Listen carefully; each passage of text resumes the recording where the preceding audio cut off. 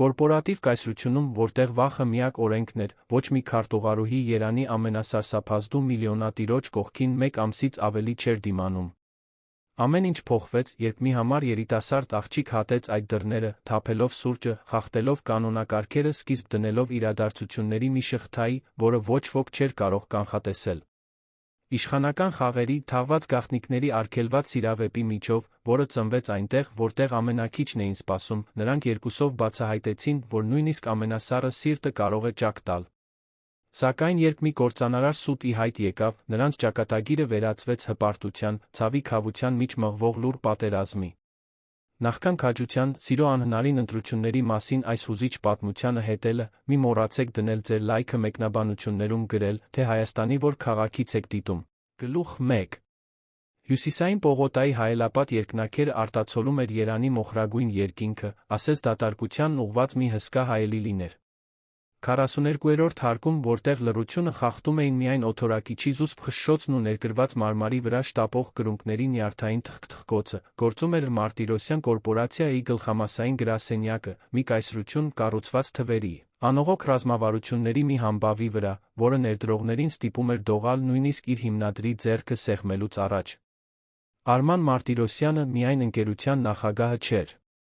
Նա հենց կորպորացիայի մարմնացումն էր։ Բարձրահասակ, լայնաթիկունք, որ կարծես սերունդների ողջ բեռն էր կրում, մշտապես անթերի հետ սանրված մազերով, մուգ աչքերով, որոնք թափանցում էին ցանկացածի միջով, ասես կարող էին կարդալ մարդկանց հոգիներում գրված անտեսանելի պայմանագրերը։ 38 տարեկանում նա ղեկավարում էր միլիարդներով գնահատվող կոնգլոմերատ, բաժնետոմսեր էր վերահսկում 5 երկրներում, այնքան մանրակրկիտ առօրյա ուներ, որ իր իսկ ղեկավարներն իրենց միջ գրազ էին գալիս, թե որքան ժամանակ անց նա կազատի հերթական օգնականուհուն։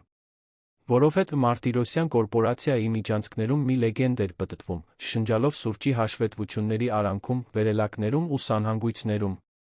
Ոչ մի քարտուղարուհի մեկ ամսից ավել չէր դիմանում Արման Մարտիրոսյանի կողքին։ Կարևոր չէր ինքնակենսագրականը, փորձը կամ երաշխավորագրերը։ Բոլորը առանց բացառության աշխատանքից ազատման դիմում էին գրում, մինչ օրացույցը կլրացներ 30 օրը։ Ոմանք հեռանում էին լաց լինելով։ Մյուսները բացարձակ լռության մեջ, ինչպես պարտված զինվորներ, որոնք լքում են մարտի դաշտը։ Նրանցից մեկը, ըստ լուրերի, սուր սթրեսի պատճառով բժշկական արձակուրդ էր վերցրել ընդամենը 2 շաբաթ անց։ Այդ երկուշաբթի առավոտյան, երբ քաղաքը դեռ փորձում էր ուշքի գալ հանգստյան օրերից հետո, Արմանն իր ապակեպած սենյակում պայմանագրեր էր վերանայում, երբ դուռն առանց նախազգուշացման բացվեց։ Նա բարձրացրեց հայացքը, պատրաստ նախատելու նրան, ով համարձակվել էր մտնել առանց թակելու, բայց մինչ կհասցներ մի բառ արտաբերել, մի անշնորհ կերպարանք ներս խուժեց, ցայթաքելով սեփական բարձրակրունկների վրա։ Անահիտ Վարդանյանը, 27 տարեկան, խառնաշփոթ շագանակագույն մազերը ծուռ հավաքած մի կոսով, ճմրթված սպիտակ վերնաշապիկով թիտակ մի թղթապանակով, ներս մտավ գայթակղելով, ասես հենց այդ պահին էր սովորում բարձրակրունկներով քայլել։ Եվ գուցե այդպես էլ կար։ Նրա բաց շագանակագույն, խուճապից լայնացած աչքերը հանդիպեցին Արմանի աչքերին աղետի իրականանալուց մի վայրկյան առաջ։ Սուրճի բաժակը, որը նա բռնել էր ազատ ձեռքով, դանդաղ շարժումով թեքվեց, թափելով ամբողջ մուգ ու տաք հեղուկն ուղիղ Արմանի անթերի սպիտակ վերնաշապիկի վրա։ Հաջորդած լռությունը խլացուցիչ էր։ Անահիտը քարացել էր, բերանը բաց, աչքերը սեռած շագանակագույն բծին, որը տարածվում էր ընկերության ամենահզոր ու ահարկու մարդու կրծքին։ Արմանը նայեց սեփական վերնաշապիկին։ Հետո նրան։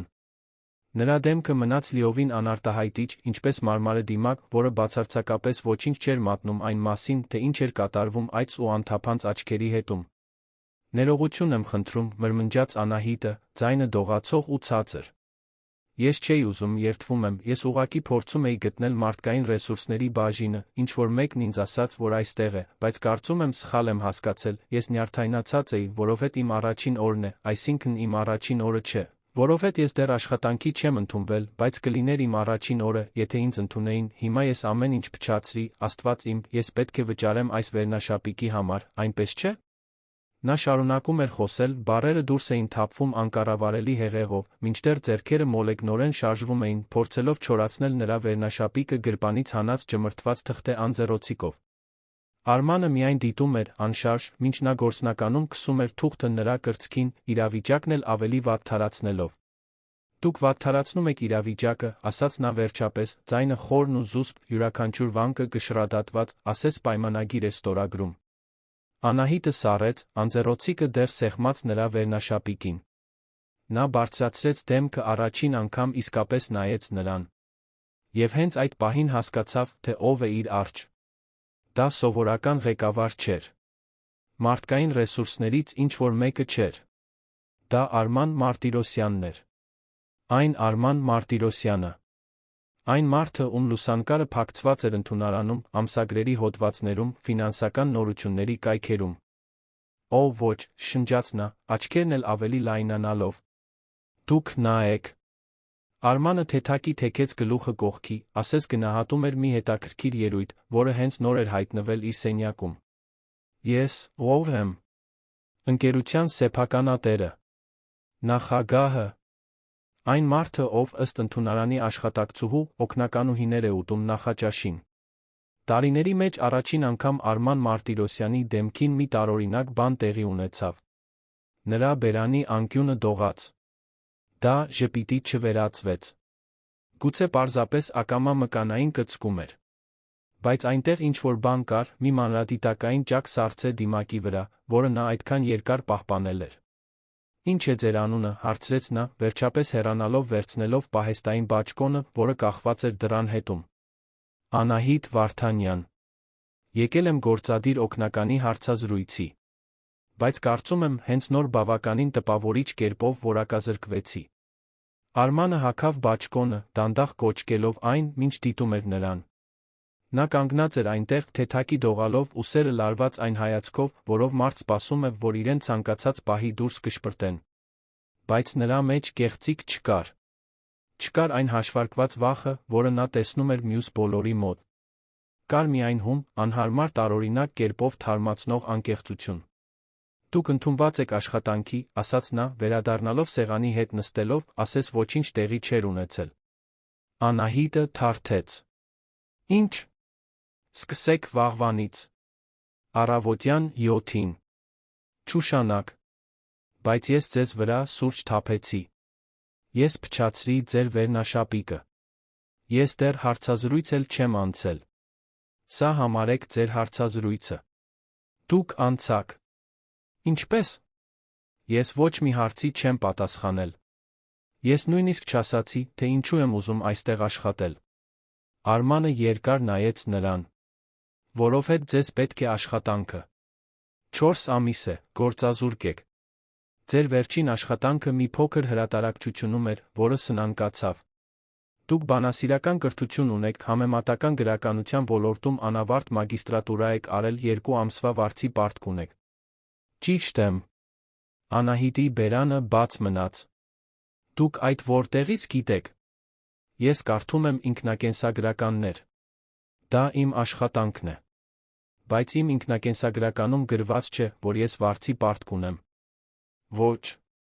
Բայց ձեր կոշիկներն են դա ասում։ Դրանք մաշված են։ Լավ խնամված, բայց հին։ Դուք փող չունեք նորը գնելու։ Ձեր վերնաշապիկն անթերի է, բայց նույն ապրանքանիշի է, ինչպիսիք զեղչով վաճառում են Տաշիր Սթրիթում։ Դուք քչով լավ եք հագնվում։ Դա ինձ հետաքրքրում է։ Անահիտը չգիտեր, վիրավորվի, թե տպավորվի։ Դուք մարդկանց ֆինանսական վիճակը կոշիկներով եք որոշում։ Ի թիվս այլ բաների։ Վաղը, առավոտյան 7-ին։ Չուշանակ։ Եվ սուրճ բերեք։ Առանց թափելու։ Նա նորից նայեց սեղանի վրայի թղթերին, կտրուկ ավարտելով զրույցը։ Անահիտը մի քանի վայրկյան կանգնած մնաց այնտեղ, դեռ մարսելով, թե ինչ էր տեղի ունեցել։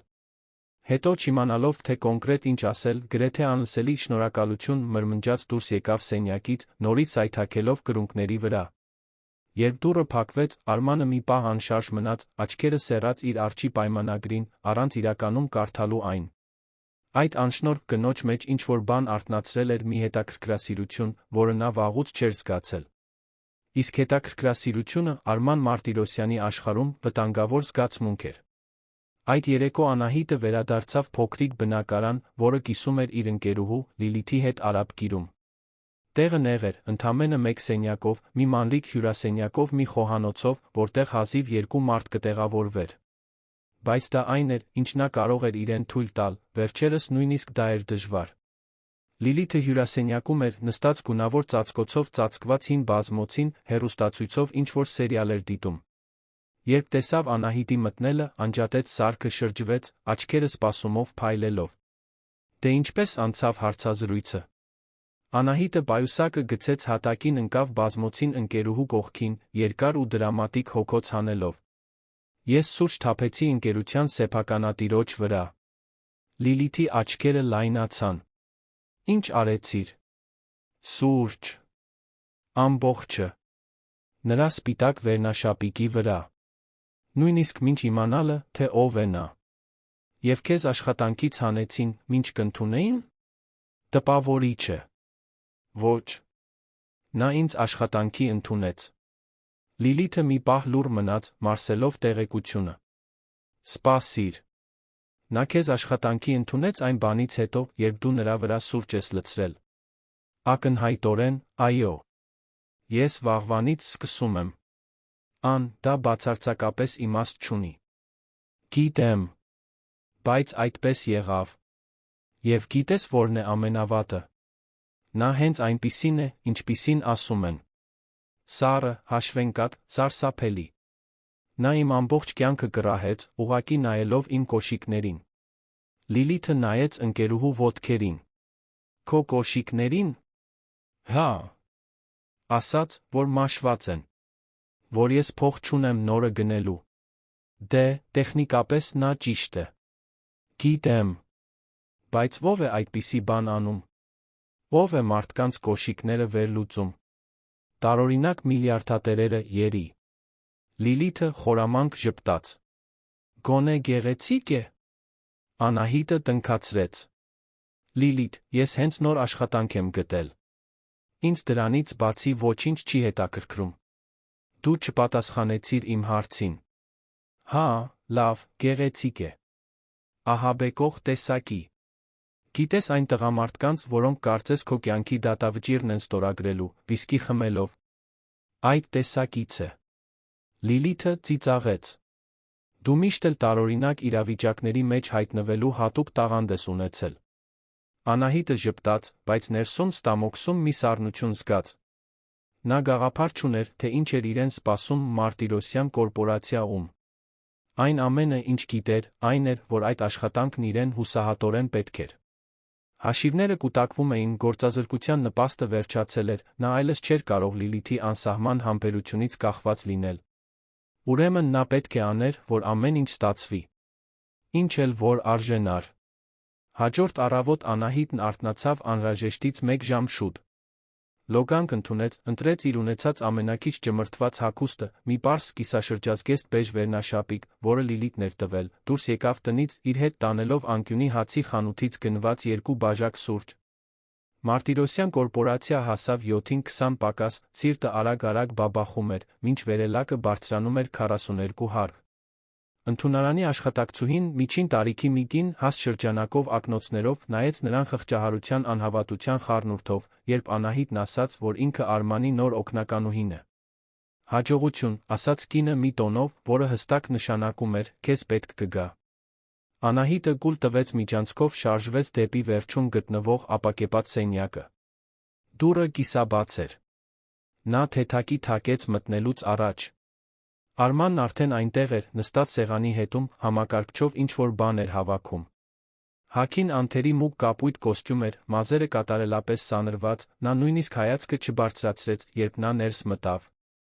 Բարի լույս, ասաց Անահիտը, ձայնը հնչեց ավելի բարձր, քան մտադրվել էր։ Դուք շուտ եք եկել։ 7-20 պակաս։ Ես ասացի 7-ին։ Նախընտրում եմ շուտ գալ, քան ուշանալ։ Արմանը վերջապես նայեց նրան։ Նրա աչքերը սահեցին Անահիտի վրայով գլխից մինչ ոտք, ոչ թե անհամեստ, այլ վերլուծական ձով, ասես նոր ներդրում էր գնահատում։ Սուրճը բերել եք։ Անահիտը բարձրացրեց 2 բաժակները։ Այս անգամ առանց թափելու։ Նա շարժումով ցույց տվեց սեղանը։ Անահիտը բաժակներից մեկը դրեց նրա առջ կանգնեց այնտեղ, չիմանալով, թե կոնկրետ ինչ անել։ Նստեք, հրամայեց Արմանը, ցույց տալով սեղանի մյուս կողմի աթոռը։ Ես կբացատրեմ, թե ինչպես են այստեղ գործերն արվում։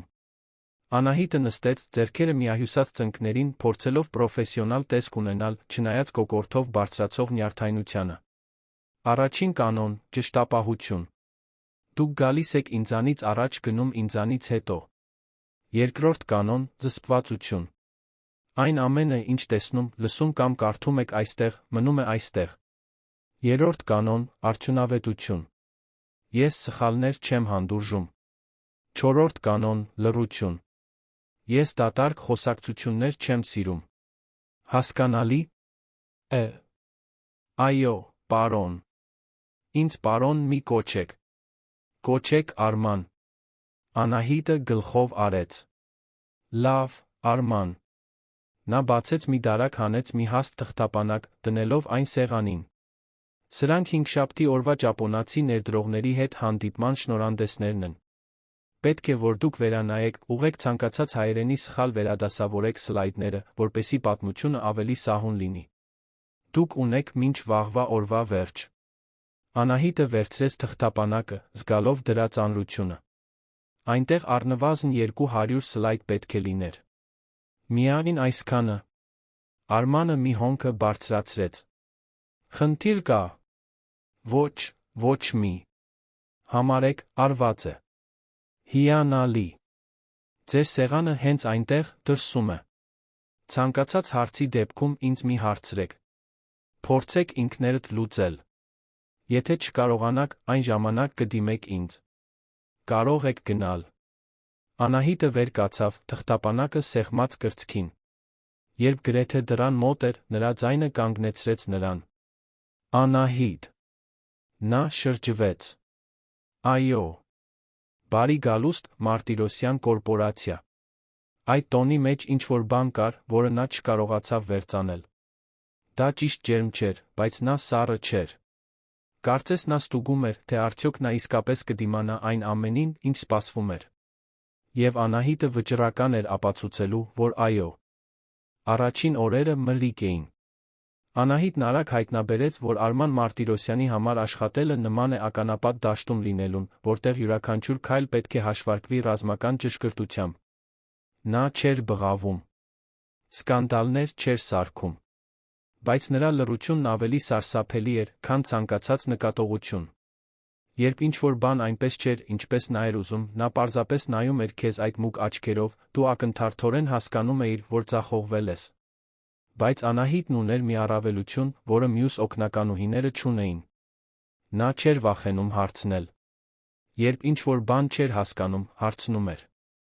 Երբ համաձայն չէր որեընտրության հետ, այլ ընտրանքներ էր առաջարկում։ Եվ ի զարմանս իրեն, Արմանը նրան չէր ընդհատում։ Նա լսում էր։ Ոչ միշտ էր համաձայնում, բայց լսում էր։ Առաջին շաբաթը նա այնքան ստեղծագործորեն վերադասավորեց ճապոնացի ներդրողների համար շնորհանդեսը, որ Արմանը 10 րոպե լուռ նայում էր սլայդներին, մինչ վերջապես ասաց. Լավ է։ Երկրորդ շաբաթը նա ուղղեց մի սխալ պայմանագրում, որը փաստաբանները բաց էին թողել, ընկերությանը փրկելով հնարավոր դատական գործից։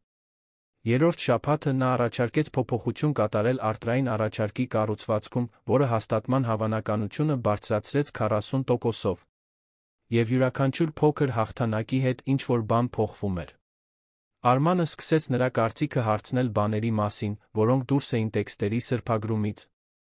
Սկսեց նրան ներառել հանդիպումներում։ Սկսեց նրան վստահել այնպես, ինչպես ըստ միջանցքներում լսած լուրերի, նա երբեք ոչ ոքի չէր վստահել։ Մյուս աշխատակցուհիները դիտում էին դա նախանձի անհավատության խառնուրդով։ Ինչպես էր նրա մոտ ստացվում։ Ինչպես էր, որ նա դեռ աշխատանքից դուրս չէր եկել։ Ինչ ուներ նա տարբերվող։ Պատասխանը պարզ էր։ Անահիտը չէր փորձում լինել այն, ինչ Արմանն էր ուզում, որ նա լինի։ Նա պարզապես ինքն էր։ Ուղղամիտ, ստեղծագործ, բավականաչափ համառ, որպեսի հետ չկանգնի, երբ նա փորձում էր նրան վախեցնել։ Եվ Արմանը, առանց նկատելու, սկսեց դրանից կախված լինել։ Մի անձրոտ հինգշաբթի օր, գրեթե 1 ամիս անց, ինչ Անահիտը սկսել էր աշխատել, ինչ-որ բան վերջնականապես փոխվեց։ Նրանք հանդիպումների սենյակում էին, վերանայելով միաձուլման առաջարկը, երբ Արմանը պարզապես կանգ առավ նախադասության կեսին նայեց նրան։ «Ինչու դու ինձանից չես վախենում», հարցրեց նա հանկարծ։ Անահիտը հայացքը բարձրացրեց նոթբուքից։ «Ինչ։ Բոլորն ինձանից վախենում են։ Դու, ոչ։ Ինչո՞վ»։ Նա մի պահ մտածեց պատասխանելուց առաջ։ «Որովհետև դուք ընդամենը մարդ եք։ Շատ զբաղված, շատ պահանջկոտ, հավանաբար շատ միայնակ մարդ։ Բայց այնուամենայնիվ, ընդամենը մարդ»։ Արմանը լուռ մնաց, աչքերը սեռած նրան, ասես փորձում էր մի հանելուկ վերծանել։ «Եվ գուցե այդպես էլ կար։ Դուք տարօրինակ եք, Անահիտ Վարդանյան»։ Նա ժպտաց։ «Գիտեմ»։ Եվ առաջին անգամ իրենց ծանոթությունից ի վեր Արման Մարտիրոսյանը ժպտաց ի պատասխան։ Մի փոքր, գրեթե աննկատ ժպիտ, բայց այն կար։ Եվ այդ պահին նրանց միջ ինչ-որ բան փոխվեց։ Ինչ-որ բան, որը նրանցից ոչ մեկը չգիտեր ինչպես անվանել, բայց որն այնտեղ էր, լուռ աճելով, ինչպես մոռացված բույս, որը համառորեն ծաղկում է նույնիսկ բետոնի մեջ։ Գլուխ 2։ Մայիս ամիսն իր հետ Երանի համար անսովոր ցուրտ բերեց։ Առավոտները սկսվում էին խիտ մառախուղով, որը բարձրանում էր հյուսիսային պողոտայից, ասես ամբողջ քաղաքը շնչում էր։ Անահիտն արդեն ընտելացել էր Մարտիրոսյան կորպորացիայի անողոք առօրյային։ Ամեն օր ժամանում էր 6:45 պակաս, մի բաժակ սուրճը ձեռքին մտքում այն ամենի ցուցակը, ինչ պետք է լուծեր, մինչ Արմանը կժամաներ ուղիղ 7-ին։ Բայց ինչ-որ բան այլ էր։ Նա դա նկատում էր մանրուքներում։ Այն ծով, թե ինչպես էր նա դադար տալիս որևէ հաշվետվություն քննադատելուց առաջ, կարծես բառերն էր կշռադատում։ Այն ծով, թե ինչպես էին նրա աչքերը մի վայրկյան ավել մնում իր վրա, երբ նա սենյակ էր մտնում։ Այն գրիչով, որը նա պտտում էր մատների արանքում, մինչ նա բացատրում էր որևէ ռազմավարություն, մի ժեստ, որը նա սովորել էր ճանաչել որպես նշան, որ նա իսկապես լսում էր։ 2 ամիս էր անցել աղետալի առաջին հանդիպումից։ 2 ամիս, որոնց ընթացքում Անահիտը ոչ միայն գոյատել էր, այլ բարգավաճել էր այնպես, որ ընկերությունում ոչ ոք չէր կարողանում հասկանալ։ Մյուս քարտուղարուհիները նրան նայում էին միջանցքներում հիացմունքի կասկածի խառնուրդով, ասես նա տիրապետում էր ինչ-որ կախարդական գաղտնիքի, որը նախորդները չէին հայտնաբերել։ Ճշմարտությունն այն էր, որ գաղտնիք չկար։ Անահիտը պարզապես հրաժարվում էր խոնարհվել։ Եվ Արմանը սովոր մարդկանց, որոնք դողում էին իր առջ, այդ համառության մեջ գտնում էր մի բան, որը վաղուց չէր զգացել՝ հարգանք։ Մի երեքշաբթի օր ամեն ինչ սկսեց անդառնալիորեն փոխվել։ Արմանը ճամփորդություն ուներ նախատեսված դեպի Դիլիջան։ 3 օր հանդիպումներ ներդրողների մի խմբի հետ, որոնք հետաքրքրված էին տարածաշրջանում գործունեությունն ընդլայնելով։ Նա միշտ մենակ էր ճամփորդում, շրջապատված միայն փաստաբաններով, խորհրդատուներով, որոնք հազիվ էին համարձակվում ուղիղ նայել նրան։ Բայց այս անգամ, ճամփորդության նախօրեին, նա կանչեց Անահիտին իր սենյակ։ «Դու ինձ հետ գալու ես Դիլիջան», ասաց նա, հայացքը չբարձրացնելով ստորագրվող թղթերից։ Անահիտը, որը որոշ փաստաթղթեր էր կարգավորում, կանգ առավ շարժման կեսին։ «Ինչպե՞ս»։ 5 օրվա ճամփորդությունը։ «Դու գալիս ես։ Պետք է, որ թռիչքի ընթացքում վերանայես շնորհանդեսները, հանդիպումների ժամանակ նշումներ անես։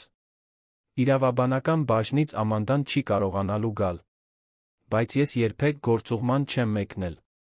Ես նույնիսկ չգիտեմ, ինչպես է դա լինում։ Դու մտնում ես ինքնաթիռ, նստում ես, աշխատում ես։ Բարդ չէ։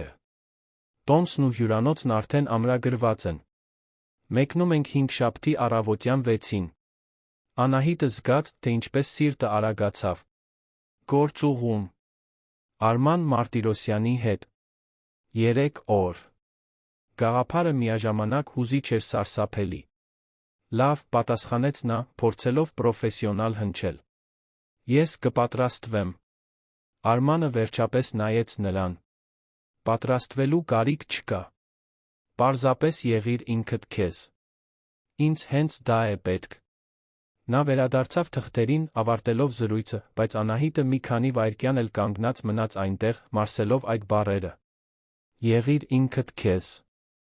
Արման Մարտիրոսյանի շուրթերից դա գրեթե խոստովանություն էր։ Երբ Անահիտը Լիլիթին պատմեց ճամփորդության մասին, ընկերուհին քիչ մնաց թեյի բաժակը գցեր ձեռքից։ 3 օր մենակ միլիոնատեր տնօրենի հետ։ Ան, դու հասկանում ես, թե դա ինչպես է հնչում, չէ՞։ Մենակ չէ։ Ուրիշ մարդիկ էլ են լինելու։ Դա աշխատանք է, Լիլիթ։ Աշխատանք։ Լիլիթն այն արտահայտությունն ընդունեց, որը ցույց էր տալիս, որ ոչ մի բառի չի հավատում։ Իսկ ինչ հագուստ ես տանելու։ Աշխատանքային հագուստ։ Բաճկոն, կիսաշրջազգեստ, փակ կոշիկներ։ Ոչ մի գեղեցիկ զգեստ։ Խնամքով արված դիմահարդարում։ Ինչի՞ համար։ Ես աշխատելու եմ գնում, ոչ թե ռոմանտիկ ընթրիքի։ Լիլիթը դրամատիկ կերպով հոգոց հանեց։ Դու անհնարին ես, գիտես։ Մի գեղեցիկ, հարուստ խորհրդավոր տղամարդ քեզ ճամփորդության է տանում, իսկ դու բաճկոնի մասին ես մտածում։ Անահիտը տնքացրեց, բայց ներսում զգում էր այն սառնությունը ստամոքսում, որը գալիս էր ամեն անգամ, երբ մտածում էր Արմանի մասին ոչ խիստ պրոֆեսիոնալ տեսանկյունից։ Եվ վերջերս դա ավելի հաճախ էր պատահում, քան նա կցանկանար խոստովանել։ Հինգշաբթի առավոտը սառն էր։ Անահիտը Զվարթնոց օդանավակայանում էր առավոտյան 5:30, կողքին մի փոքրիկ ճամպրուկ, հագին ստաբատ մոխրագույն սվիտեր, որի վրա Լիլիթը պնդել էր, որ իրեն սազում է։ Արմանը հայտնվեց ուղիղ 5:50-ին, ճշտապահ ինչպես միշտ, հագին գրաֆիտի գույնի կոստյում, ձեռքին միայն կաշվե թղթապանակ։ Պատրաստ ես, հարցրեց նա։ Պատրաստ եմ։ Թռիչքը կարճ էր, 1 ժամից քիչ։ Անահիտն ամբողջ ընթացքում նոթբուքը բաց էր պահում, վերանայում էր շնորհանդեսները, մինչ Արմանը պատասխանում էր զանգերին նամակներին։ Նրանք ճանապարհին հազիվ խոսեցին։ Բայց երբ ինքնաթիռը վայրէջք կատարեց, նրանք իջան աստիճաններով, Դիլիջանի սառը օդը հարվածեց Անահիտի դեմքին, հիշեցնելով, որ նա հեռու է տնից, անծանոթ տարածքում։ Վարորդը սպասում էր նրանց մեքենայով։ Արմանը տվեց հյուրանոցի հասցեն, նրանք լուրջ շարժվեցին քաղաքի ծառաշատ փողոցներով։ Անահիտը նայում էր պատուհանից, դիտելով պողոտաների երկայնքով ձգվող սոճիները, որոնք այնքան տարբեր էին երանի ծառերից։ Առաջին անգամ ես Դիլիջանում, հարցրեց Արմանը հանկարծ։ Առաջին անգամ, հաստատեց նա։ Գեղեցիկ է։ Ցուրտ է։ Նա ժպտաց։ Դուք ցուրտ չեք սիրում։ Ես ոչինչ չեմ սիրում, որն ինձ անհարմարավետություն է պատճառում։ Դժվար պետք է լինի, ուրեմն։ Կյանքը հիմնականում անհարմարավետությունների հաջորդականություն է։ Արմանը կողքի նայեց նրան։ Դու միշտ այդքան փիլիսոփա։ Ես։ Միայն երբ նյարդայնանում եմ։ Ինչու ես նյարդայնացած։ Որովհետև ես մի քաղաքում եմ, որը չգիտեմ մի տնօրենի հետ, ումից բոլորը վախենում են, պատրաստվում եմ մասնակցել հանդիպումների, որոնք կարող են միլիոնների գործարքներ որոշել։ Մարդկային չէր լինի չնյարդայնանալը։ Արմանը մի պահ լուռ մնաց։ Հետո ասաց, սովորականից ավելի մեղմ տոնով. Դու լավ կանես։ Միշտ լավ ես անում։ Անահիտը զգաց, թե ինչպես ինչ-որ բան սեղմվեց կրծքում։ Հաճոյախոսություն։ Արման Մարտիրոսյանը հենց նոր հաճոյախոսություն արեց իրեն։ Զուսպ, գրեթե ակամա, բայց արեց։ Հյուրանոցը կենտրոնում գտնվող պատմական շենք էր, վերանորոգված ժամանակակից նրբագեղությամբ։ Անահիտն իր բանալին ստացավ ընդունարանում, բարձրացավ 8-րդ հարկի իր սենյակը։ Այն պարզ էր, բայց հարմարավետ, պատուհանից տեսարան էր բացվում դեպի մարդաշատ փողոց։ Նա դրեց ճամպրուկը, արագ փոխեց հագուստը, իջավ Արմանին հանդիպելու նախասրահում։ Առաջին հանդիպումը մի գրասենյակում էր։ 3 ժամ շնորհանդեսներ, գրաֆիկներ, ֆինանսական կանխատեսումներ, բանակցություններ, որոնց Անահիտը հետում էր, մոլեգնորեն նշումներ անելով։ Արմանն իր տարերքի մեջ էր։ Հաստատակամ, վստահ, անողոք։ Նա հանդիպումը վարում էր ինչպես դիրիժորը, նվագախումբը, յուրաքանչյուր բառը հաշվարկված, յուրաքանչյուր դադարը ռազմավարական։ Երբ ավարտեցին, արդեն երեկոյան 7-ն էր մոտենում։ Վարորդը նրանց հետ տարավ հյուրանոց, Արմանն առաջարկեց ընտրել, նախքան քննարկված կետերը վերանայելը։ Այստեղ մոտակայքում մի տեղ գիտեմ, ասաց նա։ Հայկական խոհանոց։ Լավն է։ Անահիտը համաձայնեց, զարմացած։ Դա առաջին անգամն էր, որ Արմանն առաջարկում էր մի բան, որը խիստ պրոֆեսիոնալ չէր։ Ռեստորանը փոքր էր, հարմարավետ, փայտե սեղաններով, անկյունում վառվող բուխարիով։ Նրանք նստեցին պատուհանի մոտ, Արմանը չանախ պատվիրեց տարածաշրջանի ավանդական ուտեստներից։ Անահիտը, որը երբեք չէր փորձել, հետաքրքրությամբ դիտում էր, երբ կավե ամանը հասավ սեղանին։ Համեղ է, վստահեցրեց Արմանը։ Վստահիր ինձ։ Նա փորձեց։ Եվ իսկապես համեղ էր։ Փափկեցրած միսը համեմված արգանակը, որը միախառնվում էր համերի մի պայթյունի մեջ, որը ստիպեց նրան բավականությունից փակել աչքերը։ Դուրդ եկավ, հարցրեց նա, նրա ձայնի մեջ գրեթե զվարճալի մի բան կար։ Անհավանական է։ Ինչպես գիտեք այս տեղը։ Արմանը մի կում գինի խմեց պատասխանելուց առաջ։ Հայրս մի անգամ ինձ այստեղ է բերել։ Երբ 17 տարեկան էի։ Դա այն սակավաթիվ անգամներից էր, երբ միասին ճամփորդեցինք։ Այդ բառերի մեջ մի նուրբ տխրություն կար։ Անահիտը նկատեց։ Դուք մտերիմ չեք եղել։ Ոչ։ Նա չափազանց զբաղված էր կայսրությունը կառուցելով։ Իսկ ես չափազանց զբաղված էի, փորձելով բավականաչափ լավը լինել նրան տպավորելու համար։ Եվ հաջողվեց։ Արմանը դառը ժպտաց։ Նա մահացավ, մինչ ես կկարողանայի իմանալ։ Անահիտը կրծքում սեղմում զգաց։ Ցավում եմ։ Կարիք չկա։ Վաղուց է եղել։ Բայց դեռ ցավում է, այնպես չէ՞։ Արմանը նայեց նրան, առաջին անգամ իրենց ծանոթությունից ի վեր, նա սառցե դիմակից այն կողմ ինչ-որ բան տեսավ։ Այնտեղ խոցելիություն կար։ Փոքր, թաքնված, բայց առկա։ Այո, խոստովանեց նա ցածրաձայն։ Դեռ ցավում է։ Նրանք մի պահ լուռ մնացին, միայն բուխարու ճարճատյունն էր լսվում հետին պլանում։ Անահիտը չգիտեր, ինչ ասել։ Այդ տեսակի վերքի համար ճիշտ բառեր չկային։ Ուստի նա պարզապես ձեռքը մեկնեց սեղանի վրայով թեթակի դիպավ նրա ձեռքին։ Մի պարզ ժեստ։ Կարճ, բայց նշանակալից։ Արմանը նայեց նրա ձեռքին, իր ձեռքի վրա։ Չհեռացավ։ Ոչինչ չասաց։ Պարզապես մնաց այնտեղ, թույլ տալով, որ այդ հպումը գոյություն ունենա մի քանի վայրկյան, մինչ Անահիտը հետ քաշեց այն։ Շնորհակալություն, ասաց նա, այնքան ցածր, որ նա հազիվ լսեց։ Ինչի՞։ Համար։ Որ ինձ չես խղճում։ Ես չեմ խղճում։ Ես կարեկցում եմ։ Դա տարբեր է։ Արմանը գլխով արեց, ասես մարսում էր դա։ Դու տարբեր ես, Անահիտ։ Տարբեր ինչպես։ Իմ ճանաչած բոլորից։ Դա լավ է, թե՞։ Վատ։ Նա տատանվեց պատասխանելուց առաջ։ Դեռ չգիտեմ։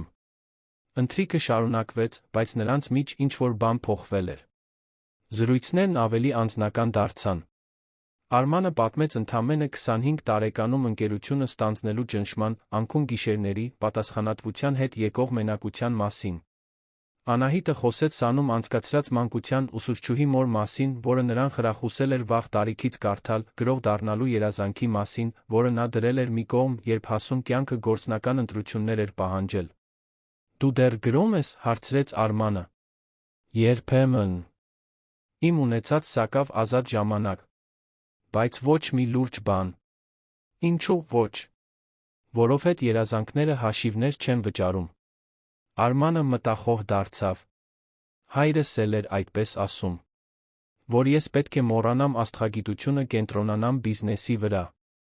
Որ երազանքները այն մարդկանց շքեղությունն են, ովքեր կարող են իրենց թույլ տալ ձախողվել։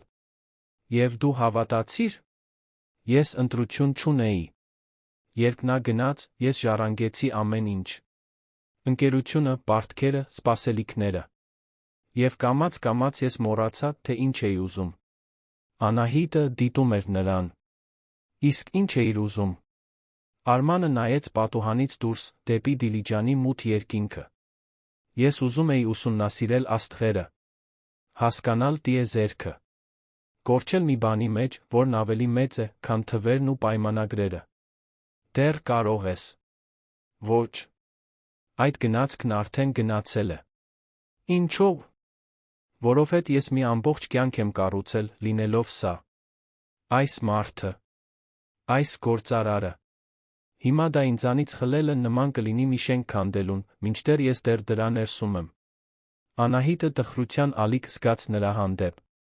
Այդ հզոր մարդու հանդեպ, որն ուներ ամեն ինչ ոչինչ մի նույն ժամանակ։ Երբեք ուշ չէ, Արման։ Ոչնչի համար։ Նա նայեց նրա աչքերին։ Դու իսկապես հավատում ես դրան։ Ես հավատում եմ։ Եվ այդ պահին այնտեղ այդ հարմարավետ ռեստորանում Դիլիջանում բուխարու ճարճատյունի տաք գինուց տաքացած սրտերով Արմանի Անահիտի միջ ինչ-որ բան ամրապնդվեց։ Դա այլս պարզապես տնօրենի օգնականուհու հարաբերություն չէր։ Դա ինչ-որ ավելի խորը, ավելի բարդ, ավելի վտանգավոր բան էր։ Երբ վերադարձան հյուրանոց, արդեն գիշերվա 11-ն անց էր։ Նրանք կանգ առան նախասրահում, յուրաքանչյուրը բռնած իր սենյակի բանալին։ Օդում լարվածություն կար, ինչ-որ չասված բան, որը կախված էր նրանց մեջ։ Վաղը ժամը 9-ին հանդիպում ունենք, ասաց Արմանը։ Գիտեմ։ Ես պատրաստ կլինեմ։ Բարի գիշեր, Անահիտ։ Բարի գիշեր, Արման։ Բայց նրանցից ոչ մեկը չշարժվեց։ Նրանք կանգնած էին այնտեղ, նայում էին միմյանց, ասես էլի ինչ-որ բան կար, որ պետք է ասվեր, բայց ոչ ոք չգիտեր ինչպես սկսել։ Անահիտն էր, որ վերջապես խախտեց լռությունը։ Շնորհակալություն ընթրիքի համար։ Լավ էր ձեզ մի փոքր ավելի լավ ճանաչել։ Արմանը կիսաժպիտ տվեց։ Ինձ համար էլ էր լավ։ Վաղուց է, ինչ իրական մարդու հետ չեմ խոսել։ Դուք պետք է դա ավելի հաճախ անեք։ Խոսեմ։ Մարդ լինեք։ Նա ծիծաղեց։ Ցածր, կարճ, բայց անկեղծ ձայն։ Կփորձեմ։ Անահիտը ժպտաց վերջապես շրջվեց դեպի վերելակը։ Երբ դռները փակվեցին, նա թույլ տվեց իրեն արտաշնչել պահած օդը։ Սիրտը արագ-արագ բաբախում էր։ Ձեռքերը թեթակի դողում էին։ Նա սիրահարվում էր։ Հնարավոր ամենավատ մարդուն։ Այն մարդուն, որն իր տնօրենն էր, որն ապրում էր իրենից լիովին տարբեր աշխարհում, որը հավանաբար այս ամենը համարում էր ոչ ավելին, քան սովորական զրույց աշխատակիցների միջ։ Բայց երբ հասավ սենյակ ընկավ մահճակալին, նայելով առաստաղին, Անահիտը գիտեր, որ այլս հետդարձի ճանապարհ չկա։ Այդ գիշեր ինչ-որ բան էր ցանվել։ Ինչ-որ բան, որն աճելու էր, անխուսափելիորեն, մինչ այլս հնարավոր չլիներ անտեսել։ Վերի հարկում Արմանը նույն ներքին փոթորիկն էր ապրում։ Նստած սենյակի բազկաթոռին, փողկապը թուլացրած, ձեռքին վիսկիի բաժակ, նա նայում էր հեռախոսին, իրականում ոչինչ չտեսնելով։ Մտածում էր Անահիտի մասին։ Այն ձի մասին, թե ինչպես էր նա իրեն նայել։ Նրա ձեռքի մեղմ հպման մասին իր ձեռքին։ Այն ձի մասին, թե ինչպես նա չէր վախենում հարցնել, մարտահրավեր նետել, անկեղծ լինել։ Նա տարիներ էր անցկացրել պատեր կառուցելով։ Այնքան բարձր պատեր, որ ոչ ոք չէր կարողանում բարձրանալ դրանց վրայով։ Բայց Անահիտը չէր բարձրանում։ Նա պարզապես քայլում էր շուրջը, գտնելով այն դռները, որոնք նա մոռացել էր փակել։ Եվ դա նրան վախեցնում էր։ Որովհետև երկար ժամանակ անց առաջին անգամ Արման Մարտիրոսյանը իրավիճակը չէր վերահսկում։ Եվ նա չգիտեր, ինչպես վարվել դրա հետ։ Հաջորդ 2 օրերը նմանատիպ ռիթմով անցան։ Հանդիպումներ ցերեկը, ընթրիքներ երեկոյան, զրույցներ, որոնք գնալով ավելի էին խորանում։ Արմանը խոսեց մոր մասին, որը հեռացել էր, երբ ինքը երեխա էր, ժառանգությունը պահպանելու մշտական ճնշման, մարդկանցով շրջապատված լինելով հանդերձ միշտ մենակ լինելու զգացողության մասին։ Անահիտը կիսվեց վախերով, երբեք բավականաչափ լավը չլինելու, հետաձգված երազանքների, գոյատումն ու գիրքը հավասարակշռելու դժվարության մասին։ Վերջին գիշերը նրանք հյուրանոցի տանիքում էին։ Այնտեղից քաղաքի համայնապատկերն էր բացվում, լույսերը թարթում էին ինչպես երկրային աստղեր։ Արմանը մի շիշ գինի 2 բաժակ էր բերել։ Գիտես, որ երբ երեխա էի, ուզում էի աստղադիտակ ունենալ, ասաց նա, նայելով երկնքին։ Ժամերով պատկերացնում էի, թե ինչպիսին կլիներ աստղերը մոտիկից տեսնելը։ Սատուրնը, Յուպիտերը, Լուսինը։ Ինչու երբեք չգնեցիր։ Որովհետև դա կնշանակեր խոստովանել, որ այդ տղան դեռ իմ մեջ կա։ Եվ ես չեմ կարող ինձ թույլ տալ լինել այդ տղան։ Անահիտը շրջվեց դեպի նա։ Ինչու ոչ։ Որովհետև նա թույլ էր։ Երազկոտ։ Միամիտ։ Ես կարծում եմ, նա մարդկային էր։ Արմանը լուռ մնաց, աչքերը սեռած նրան։ Դիլիջանի սառը քամին խաղում էր Անահիտի մազերի հետ, տանիքի լույսը մեղմ ստվերներ էր ստեղծում նրա դեմքին։ Նա գեղեցիկ էր։ Ոչ այն ավանդական հղկված ձով, որին նա սովոր էր տեսնել հասարակական միջոցառումներին, այլ իրական, հում, ազնիվ ձով։ Դու ինձ վախեցնում ես, Անահիտ, ասաց նա հանկարծ։ Ես։ Ինչո՞վ։ Որովհետև դու ինձ ստիպում ես ուզել բաներ, որոնցից ես վաղուց հրաժարվել եմ։ Ինչ տեսակի բաներ։ Երջանիկ լինել։ Ազատ լինել։ Ինքս ինձ լինել։ Անահիտը զգաց, թե ինչպես սիրտը արագացավ։ Իսկ ի՞նչն է քեզ խանգարում։ Նա մի քայլ արեց դեպի նա։ Վախը։ Ինչի՞ց։ Որ եթե ես թույլ տամ այդ տղային վերադառնալ, նա կկործանի այն ամենը, ինչ ես կառուցել եմ։ Կամ գուցե նա կվերանորոգի այն ամենը, ինչ կոտրված է։ Արմանը նայեց նրա աչքերին, այնքան մոտ հիմա, որ Անահիտը կարող էր զգալ նրա մարմնի ջերմությունը նույնիսկ գիշերվա ցրտին։ Եվ հետո առանց մտածելու, առանց հաշվարկելու, առանց պլանավորելու, նա արեց մի բան, որը երբեք չէր պատկերացնի, որ կանի։ Համբուրեց նրան։ Դա դանդաղ համբույր էր, սկզբում տատանվող, ասես նա ստուգում էր, թե արդյոք դա իրական է։ Բայց երբ Անահիտը պատասխանեց, երբ նա բարձրացրեց ձեռքերը, բռնեց նրա դեմքը, համբույրը խորացավ։ Դարձավ հրատապ, անհրաժեշտ, ասես երկուսն էլ ծարավ էին մի բանի, որը միայն մյուսը կարող էր առաջարկել։ Երբ վերջապես բաժանվեցին, շնչակտուր, Արմանը ճակատը հենեց նրա ճակատին։ Ես չպետք է սա անեի, մրմնջաց նա։ Ինչու՞ ոչ։ Որովհետև դու ինձ համար ես աշխատում։ Որովհետև սա ամեն ինչ բարդացնում է։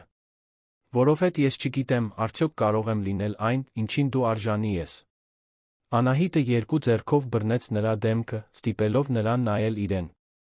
Ես քեզնից չեմ խնդրել կատարյալ լինել, Արման։ Ես ընդամենը խնդրել եմ, որ իրական լինես։ Եվ հետո նա նորից համբուրեց նրան, այս անգամ տատանում չկար։ Կար միայն այն վստահությունը, որ այնտեղ, այդ սառը տանիքում Դիլիջանում, վերում վկայող աստղերի ներքո, ինչ-որ անդառնալի բան էր տեղի ունեցել։ Ինչ-որ բան, որը կփոխեր ամեն ինչ։ Գլուխ 3։ Վերադարձը երան պարուրված էր շփոթված զգացմունքների մշուշով, որը նրանցից ոչ մեկը չգիտեր ինչպես անվանել։ Ինքնաթիռում Անահիտը կենտրոնացած ձացնում էր հաշվետվությունների վրա, մինույն ժամանակ զգալով Արմանի հայացքն իր վրա ամեն մի քանի րոպեն մեկ։ Նա իր հերթին հերթագայում էր նամակներին պատասխանելու նրան զուսպ դիտելու միջ, ասես փորձում էր վերծանել մի հանելուկ, որն ավելի բարդ էր դարձել, քան ցանկացած գործարար բանակցություն։ Տանիքում տեղի ունեցած համբույրը փոխել էր ամեն ինչ։ Եվ մինույն ժամանակ ոչինչ չէր կարող փոխվել։ Նա դեռ օգնականուհին էր։ Նա դեռ տնօրենն էր։ Եվ նրանց միջ հիմա մի գաղտնիք կար, որը բաբախում էր ինչպես թաքնված սիրտ, չափազանց ուժեղ բաբախելով, որպեսզի անտեսվի, բայց չափազանց վտանգավոր, որպեսզի բացահայտվի։ Երբ վայրեջք կատարեցին Զվարթնոց, իրականությունը նրանց դիմավորեց բռունցքի հարվածի նրբությամբ։ Վարորդը սպասում էր։ Արմանի հեռախոսն անդադար զանգում էր։ Քաղաքը նրանց կուլ տվեց, վերադարձնելով անողոք առօրյային, ասես Դիլիջանում անցկացրած 3 օրերը տենթային երազից ավելին չէին եղել։ Հաջորդ երկուշաբթի Անահիտը գրասենյակ հասավ սովորականից շուտ, ստամոքսը տակնուվրա էր լինում անհանգստությունից։ Չգիտեր, թե ինչպիսին կլինի նույն սենյակում լինել Արմանի հետ տեղի ունեցածից հետո։ Պատրաստեց նրա սուրճը, կարգավորեց օրակարգը, վերանայեց նամակները։ Երբ նա եկավ, ճշտապահ ինչպես միշտ, նա զգաց, թե ինչպես սիրտը սկսեց արագ բաբախել։ Բարի լույս, ասաց նա, ձայնը զուսպ, պրոֆեսիոնալ։ Բարի լույս, պատասխանեց նա, ստիպելով իրեն նույն տոնը պահպանել։ Արմանը մտավ սենյակ, ուղիղ նրան չնայելով։ Փակեց դուռը։ Անահիտը մնաց դրսում, խորը շունչ քաշելով, փորձելով կենտրոնանալ աշխատանքի վրա։ Բայց հիմա ամեն ինչ այլ էր թվում։ Ամեն անգամ, երբ նա իրեն կանչում էր, ամեն անգամ, երբ նրանց հայացքները հանդիպում էին, օդում մի էլեկտրականություն կար, որը նախկինում չկար։ Շաբաթն անցավ մոտիկության հեռավորության զգույշ պարի մեջ։ Նրանք միասին աշխատում էին ինչպես միշտ, բայց նրանց միջ ինչ-որ բան էր հաստատվել։ Հայացքներ, որոնք մի վայրկյան ավել էին տում։ Ձեռքեր, որոնք պատահաբար դիպչում էին իրար, փաստաթղթեր փոխանցելիս։ Լռություններ, լի այն ամենով, ինչ չէր կարելի ասել։ Ուրբաթ օրն էր, որ լարվածությունը վերջապես պայթեց։ Արդեն երեկոյան 8-ն անց էր, գրասենյակը գրեթե դատարկ էր։ Անահիտը վերջացնում էր որոշ ֆայլեր կարգավորելը, երբ Արմանը նրան կանչեց իր սենյակ։ «Պետք է խոսեմ քեզ հետ», ասաց նա, նրա ձայնի մեջ ինչ-որ այլ բան կար։ Ինչ-որ խոցելի բան։ Անահիտը մտավ, հետից փակելով դուռը։ «Ինչի՞ մասին»։ Արմանը կանգնած էր պատուհանի առջ, ձեռքերը գրպաններում, նայում էր ներքում լուսավորված քաղաքին։ Դիլիջանի մասին։ Տեղի ունեցածի մասին։ Անահիտի սիրտը արագացավ։ Լավ։ Նա շրջվեց դեպի նա։ Ես չեմ կարողանում դադարել մտածել այդ մասին։ Քո մասին։ Համբույրի մասին։ Ամեն ինչի մասին։ Անահիտը կուլ տվեց։ Ես էլ։ Սա սխալ է։ Դու ինձ համար ես աշխատում։ Եթե ինչ-որ մեկն իմանա, դա կարող է քո հեղինակությունը կործանել։ Կարող է թվալ, թե դու սա օգտագործում ես առավելություններ ստանալու համար։ Գիտեմ։ Ես կարող եմ կորցնել ներդրողների վստահությունը։ Սկանդալ ստեղծել։ Մամուլը կսիրեր նման պատմություն։ Գիտեմ, Արման։ Ապա ինչու ես չեմ կարողանում քեզ գլխիցս հանել։ Նրա ձայնը դուրս եկավ գրեթե հուսահատ շշուկի պես, Անահիտը զգաց, թե ինչպես ինչ-որ բան կոտրվեց իր ներսում։ Նա երեք վճռական քայլով անցավ սենյակը, կանգնեց նրա առջ, այնքան մոտ, որ կարող էր զգալ նրա մարմնի ջերմությունը։ Որովհետև երբեմն տրամաբանությունը կարևոր չէ, ասաց նա։ Երբեմն դու պարզապես զգում ես։ Արմանը երկու ձեռքով բռնեց նրա դեմքը, բութ մատով գծելով նրա այտի գիծը։ Ես չգիտեմ ինչպես դա անել, Անահիտ։ Չգիտեմ ինչպես լինել։ Սա։ Ապա սովորիր։ Ինձ հետ։ Եվ հետո նա նորից համբուրեց նրան, կարծես բոլոր այն պատնեշները, որոնք նրանք փորձել էին կառուցել շաբաթվա ընթացքում, միանգամից փլուզվեցին։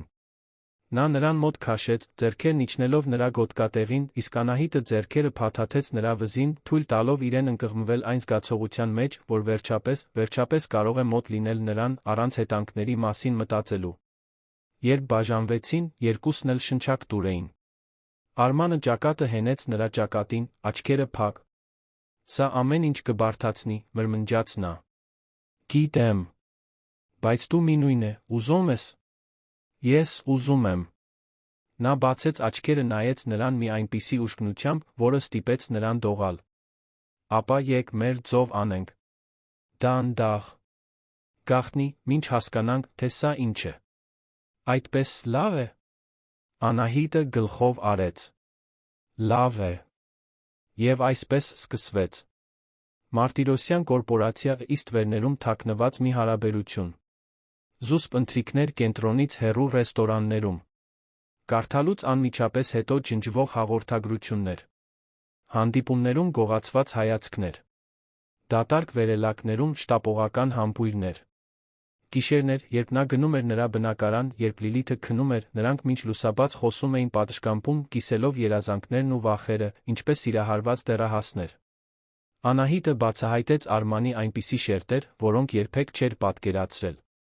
Նա զվարճալի էր, երբ թուլանում էր, ուներ չոր խելացի հումորի զգացում, որը ստիպում էր նրան ծիծաղել։ Սիրում էր դասական երաժշտություն, հին ֆիլմեր։ Զարմանալիորեն լավ էր պատրաստում, երբ ժամանակ ուներ։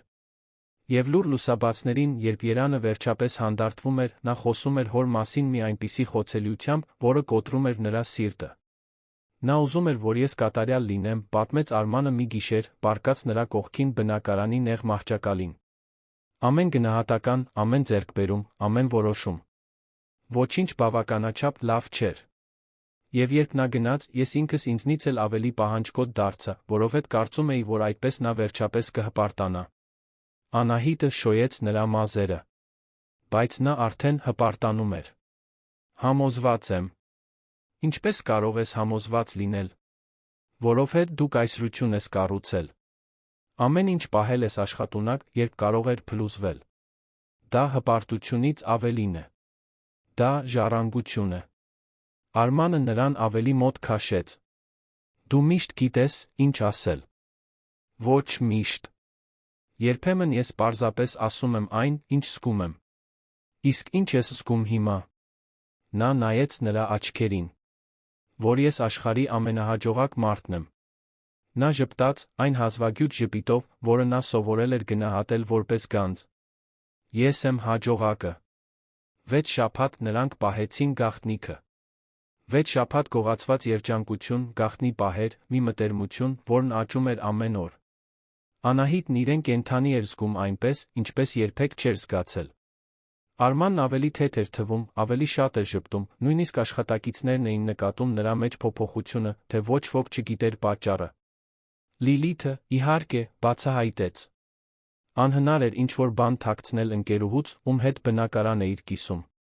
Մի գիշեր, երբ Արմանը լուսադեմին դուրս եկավ, Լիլիթը սպասում էր հյուրասենյակում, ձեռքերը խաչած։ Դու ինձ կպատմես, թե… Ես պետք է գուշակեմ, հարցրեց նա։ Անահիտը հոգոց հանեց, նստեց ընկերուհու կողքին։ Բարդ է։ Դու քնում ես քո տնօրենի հետ։ Միայն դա չէ։ Կարծում եմ, ես սիրահարված եմ նրան։ Լիլիթը լրջացավ։ Ան, դու հասկանում ես, թե դա որքան վտանգավոր է։ Գիտեմ։ Եթե ինչ-որ մեկն իմանա, դու կարող ես կորցնել աշխատանքդ։ Հեղինակություն։ Ամեն ինչ։ Գիտեմ, Լիլիթ։ Բայց ես չեմ կարողանում դադարեցնել։ Երբ ես նրա հետ եմ, ամեն ինչ իմաստ է ստանում։ Կարծես ամբողջ աշխարհը վերջապես իր տեղն է ընկնում։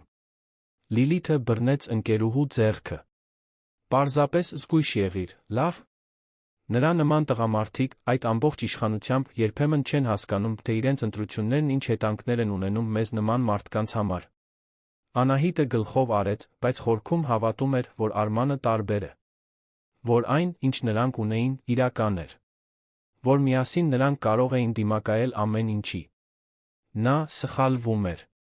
Ռումբը պայթեց հուլիսյան մի անձրոտ երեքշաբթի։ Անահիտը հասավ գրասենյակ, անսովոր շարժ նկատեց։ Քարտուղարուհիները շշնջում էին միջանցքներում։ Ղեկավարները անհանգիստ հայացքներ էին փոխանակում։ Երբ նա մտավ Արմանի սենյակ, գտավ նրան լարված, ծնոտը սեղմված, աչքերը սեռած համակարգչի էկրանին։ Ինչ է պատահել, հարցրեց նա։ Նա նույնիսկ չնայեց նրան։ Դուռը փակիր։ Անահիտը հնազանդվեց, սիրտը արագանալով։ Արման։ Իմ նախկին հարսնացուն այստեղ է։ Շենքում։ Խնդրել է խոսել ինձ հետ։ Անահիտը զգաց, թե ինչպես հատակը բացվեց իր ոտքերի տակ։ Քո նախկին հարսնացուն։ Սոնա Մկրտչյան։ 2 տարի առաջ ենք բաժանվել։ Նա հիմա բարձրանում է։ Մինչ Անահիտը կհասցներ մարսել տեղեկությունը, դուռը բացվեց, մի կին ներս մտավ։ Բարձրահասակ, շիկահեր, անթերի հագնված սպիտակ կոստյումով, ձեռքին բրենթային պայուսակ։ Նրա կապույտ աչքերը սահեցին Անահիտի վրայով վատ թաքցրած արամարանքով, նախքան կսերվեին Արմանի վրա։ Արման, ասաց նա, ձայնը քաղցր, բայց տակը սուր սառնությամբ։ Մենք պետք է խոսենք։ Առանձին։ Արմանը նայեց Անահիտին։ Կարող եք մեզ մենակ թողնել, խնդրում եմ։ Անահիտը զգաց, ասես ապտակ ստացավ։ Նա նույնիսկ իր անունը չօգտագործեց։ Պարզապես հեռացրեց նրան, ասես նա ցանկացած աշխատակից լիներ։ Կուլ տալով նվաստացումը, նա դուրս եկավ սենյակից, փակեց դուռը, բայց մնաց դրսում, սիրտը մուրճի պես բախվում էր կողերին։ Չէր կարողանում լսել զրույցը, բայց տեսնում էր ապակու միջով։ Սոնան ձեռքերով շարժումներ էր անում, խոսում էր, մոտենում Արմանին։ Ինչ-որ պահի նա ձեռքը դրեց նրա ձեռքի վրա։ Անահիտը խանդի այնպիսի ուժեղ խայթոց զգաց, որ քիչ մնաց ներս մտներ, բացատրություններ պահանջեր։ Բայց նա այդ իրավունքը չուներ։ Բոլորի աչքում նա ընդամենը օգնականուհին էր։ Հանդիպումը տեց 40 րոպե։ Երբ Սոնան վերջապես դուրս եկավ, անցավ Անահիտի կողքով, առանց նույնիսկ նայելու նրան։ Արմանը մնաց սենյակում, կանգնած պատուհանի առջ, ձեռքերը գրպաններում, լիովին անշարժ։ Անահիտը մի քանի րոպե սպասեց մտնելուց առաջ։ Արման։ Նա չշրջվեց։ Չեղարկիր իմ օրակարգը օրվա մնացած մասի համար։ Նա ինչ էր ուզում։ Դա քո գործը չէ։ Նրա ձայնի սառնությունը հարվածեց նրան սառույցի պես։ Արման, ինչ է կատարվում։ Վերջապես նա շրջվեց, այն, ինչ Անահիտը տեսավ նրա դեմքին, վախեցրեց նրան։ Դա նորից դիմակն էր։ Այն սառը, հեռու, անհասանելի արմանը, որին նա կարծում էր օգնել է քանդել։ Այն, ինչ կատարվում է, այն է, որ ինձ տարածք է պետք։ Պետք է մտածեմ։ Ինչի՞ մասին մտածես։ Մեր մասին։ Այս ամեն ինչի մասին։ Այն մասին, թե արդյոք դա սխալ էր։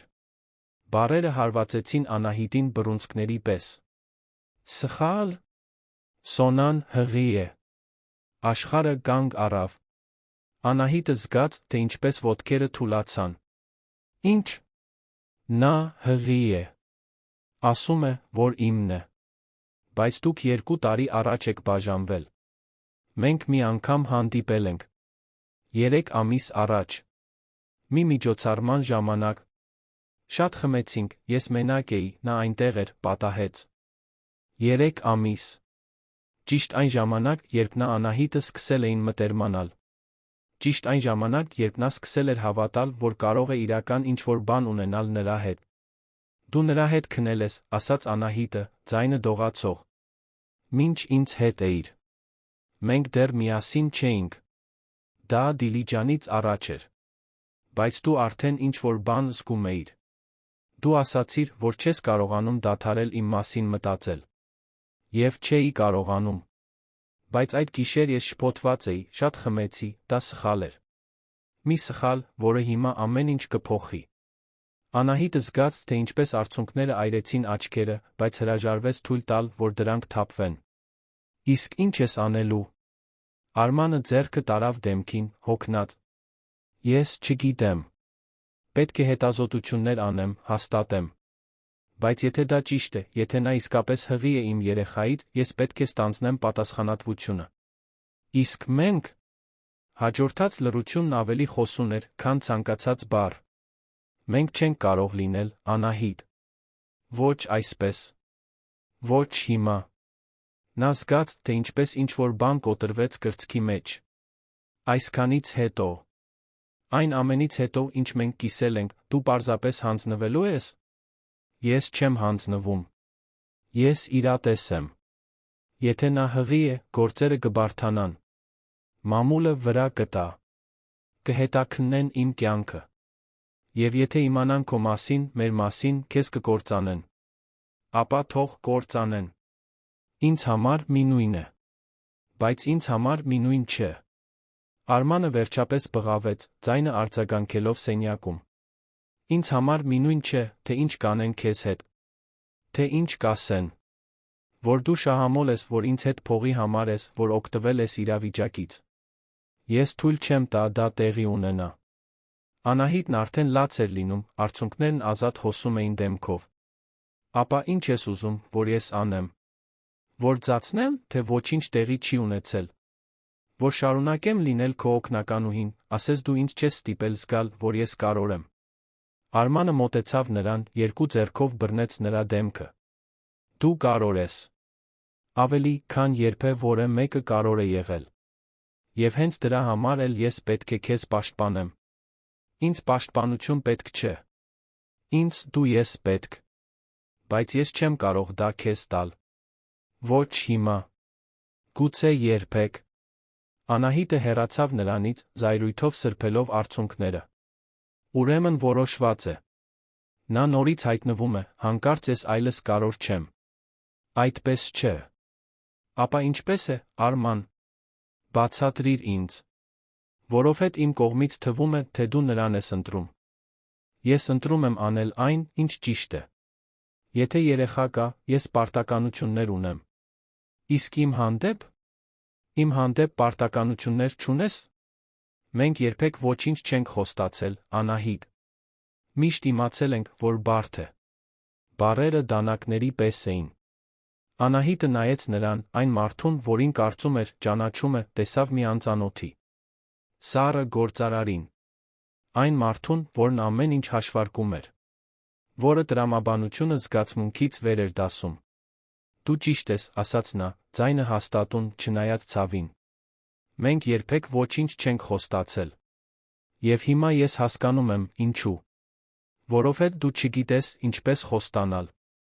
Դու չգիտես, ինչպես իսկապես նվիրվել։ Անահիտ, խնդրում եմ։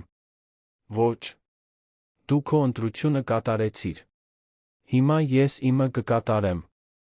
Նա շրջվեց գնալու, բայց Արմանը բռնեց նրա թից։ Ո՞ր ես գնում։ Հեռու։ Ես այլս չեմ կարող այստեղ աշխատել։ Ոչ այսպես։ Դու պարտավոր չես դա անել։ Պարտավոր եմ։ Որովհետև ամեն անգամ, երբ ես քեզ նայեմ, կհիշեմ, թե ինչ կարող էինք լինել։ Եվ դա ինձ կկործանի։ Արմանը բաց թողեց նրա պարտված։ Անահիտ։ Նա վերջին անգամ նայեց նրան։ Հուսով եմ, նա արժանի է։ Հուսով եմ, երեխան իսկապես քոնն է։ Եվ հուսով եմ, դու երջանիկ կլինես։ Որովհետև ես միծ կգտնեմ երջանիկ լինելու առանց քեզ։ Եվ հետո նա դուրս եկավ։ Անցավ միջանցքով գլուխը բարձր, անտեսելով մյուս աշխատակցուհիների հետաքրքրասեր հայացքները։ Վերցրեց իր իրերը սեղանից, դրեց ամեն ինչ պայուսակի մեջ, դուրս եկավ Մարտիրոսյան կորպորացիայից առանց հետ նայելու։ Միայն երբ հասավ փողոց ուժեղ անձրի տակ, Անահիտը վերջապես թույլ տվեց, որ լացը գա։ Խորը հեկեկոցներ, որոնք ցնցում էին նրա ամբողջ մարմինը, մինչ նա անպատակ քայլում էր հյուսիսային պողոտայով, լիովին թրջված, լիովին կոտրված։ 3 ամիս էր անցել։ Ընդամենը 3 ամիս, ինչ նա մտել էր այդ գրասենյակ, նրա կյանքը գլխիվայր շուռ տվել։ Եվ հիմա ամեն ինչ ավարտված էր։ Կործանված անցյալի մի ուրվականի կողմից, որը նորից հայտնվել էր, իր հետ բերելով մի ռումբ, որը պայթեցրեց այն ամենը, ինչ Անահիտը սկսել էր կառուցել։ Նա չգիտեր, որ հենց այդ պահին Արմանն իր սենյակում նույն բանն էր անում։ Լաց էր լինում։ Տարիների մեջ առաջին անգամ թույլ տալով, որ արցունքները թափվեն, մինչ նայում էր այն դատարկ տեղին, որտեղ սովորաբար նստում էր Անահիտը։ Որովհետև նա հենց նոր կորցրել էր միակ մարդուն, որն իրեն իսկապես ստիպել էր կենդանի զգալ։ Եվ դրա ցավն ավելի մեծ էր, քան այն ամենը, ինչին նա երբե բախվել էր բիզնեսում։ Բայց Արման Մարտիրոսյանը երկար լաց լինել չգիտեր։ Նա սրբեց արցունքները, խորը շունչ քաշեց, նորից դարձավ այն անողոք գործարարը, որին աշխարհը ճանաչում էր։ Մի իրավիճակ ուներ լուծելու։ Մի հղիություն հաստատելու։ Մի հեղինակություն պահպանելու։ Եվ մի կոտրված սիրտ, որը նա պետք է սովորեր անտեսել։ Անահիտը հասավ բնակարան թրջված կործանված։ Լիլիթը հյուրասենյակում էր, անմիջապես վեր կացավ, տեսնելով նրան։ Աստված իմ, Ինչ է պատահել։ Անահիտը փլվեց ընկերուհու գիրկը։ Ավարտվեց։ Ամեն ինչ ավարտվեց։ Եվ լաց լինելով, պատմեց ամեն ինչ։ Սոնայի մասին, հղիության մասին, այն մասին, թե ինչպես էր Արմանը պարզապես ընտրել պարտքը իր փոխարեն։ Լիլիթը գրկեց նրան, թույլ տվեց, որ լաց լինի, մինչ այլս արցունքներ չմնան, հետո օգնեց նրան տաք լոգանք ընդունել պառկել։ Դու կհաղթահարես սա, ասաց Լիլիթը, շոյելով ընկերուհու մազերը։ Կցավա, բայց դու կհաղթահարես։ Բայց Անահիտն այդքան էլ վստահ չէր։ Որովհետև կյանքում առաջին անգամ նա թույլ էր տվել իրեն իսկապես սիրել։ Եվ դա կորցնելը կարծես պոկել էր իր մի կտորը, որը գուցե երբեք այլս չաճեր։ Գլուխ 4 Հաջորդած շաբաթները Անահիտի կյանքի ամենամռայլն էին։ Նա ամեն առավոտ արթնանում էր կրծքում մի ծանրությամբ, որը կարծես ուզում էր նրան ճզմել ներքնակի վրա։ Արաբկիրի բնակարանը, որը նախկինում հարմարավետ էր, հիմա բանտ էր թվում, որտեղ յուրաքանչյուր անկյուն պահում էր Արմանի հետ շշնջացող զրույցների, կիսված ծիծաղի, պատշգամբում գողացված համբույրների հիշողությունները, երբ Լիլիթը քնած էր։ Առաջին շաբաթն ամենավատն էր։ Անահիտը հազիվ էր դուրս գալիս անկողնուց։ Լիլիթը ուտելիք էր բերում, որը նա չէր ուտում, թեյ էր պատրաստում, որը սառչում էր գիշերասեղանին, փորձում էր խոսել, բայց ի պատասխան ստանում էր միայն լռություն։ Կարծես Անահիտի ներսում ինչ-որ բան հանգել էր այն անձրոտ օրը, երբ նա վերջին անգամ դուրս եկավ Մարտիրոսյան կորպորացիայից։ Դու պետք է ուշքի գաս, ասաց Լիլիթը մի առավոտ, բացելով սենյակի վարագույրները, թույլ տալով արի լույսին ներխուժել տարածք։ Գիտեմ, որ տառապում ես, բայց չի կարելի, որ սա քեզ կործանի։ Անահիտը գծկվեց վերմակի տակ։ Ես ամեն ինչ տվեցի, Լիլիթ։ Եվ դա բավարար չէր։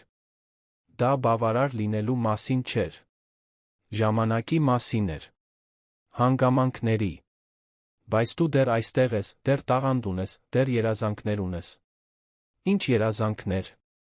Ես ամեն ինչ թողեցի այդ աշխատանքում աշխատելու համար։ Եվ հիմա նույնիսկ դա չունեմ։ Լիլիթը նստեց մահճակալի եզրին։ Ապա նոր երազանքներ ստեղծիր։ Դու միշտ ուզում էիր գրել, չէ՞։ Գրիր։ Այս ամենը դիր թղթի վրա։ Այս ցավը վերածիր արվեստի։ Անահիտը նայեց ընկերուհուն։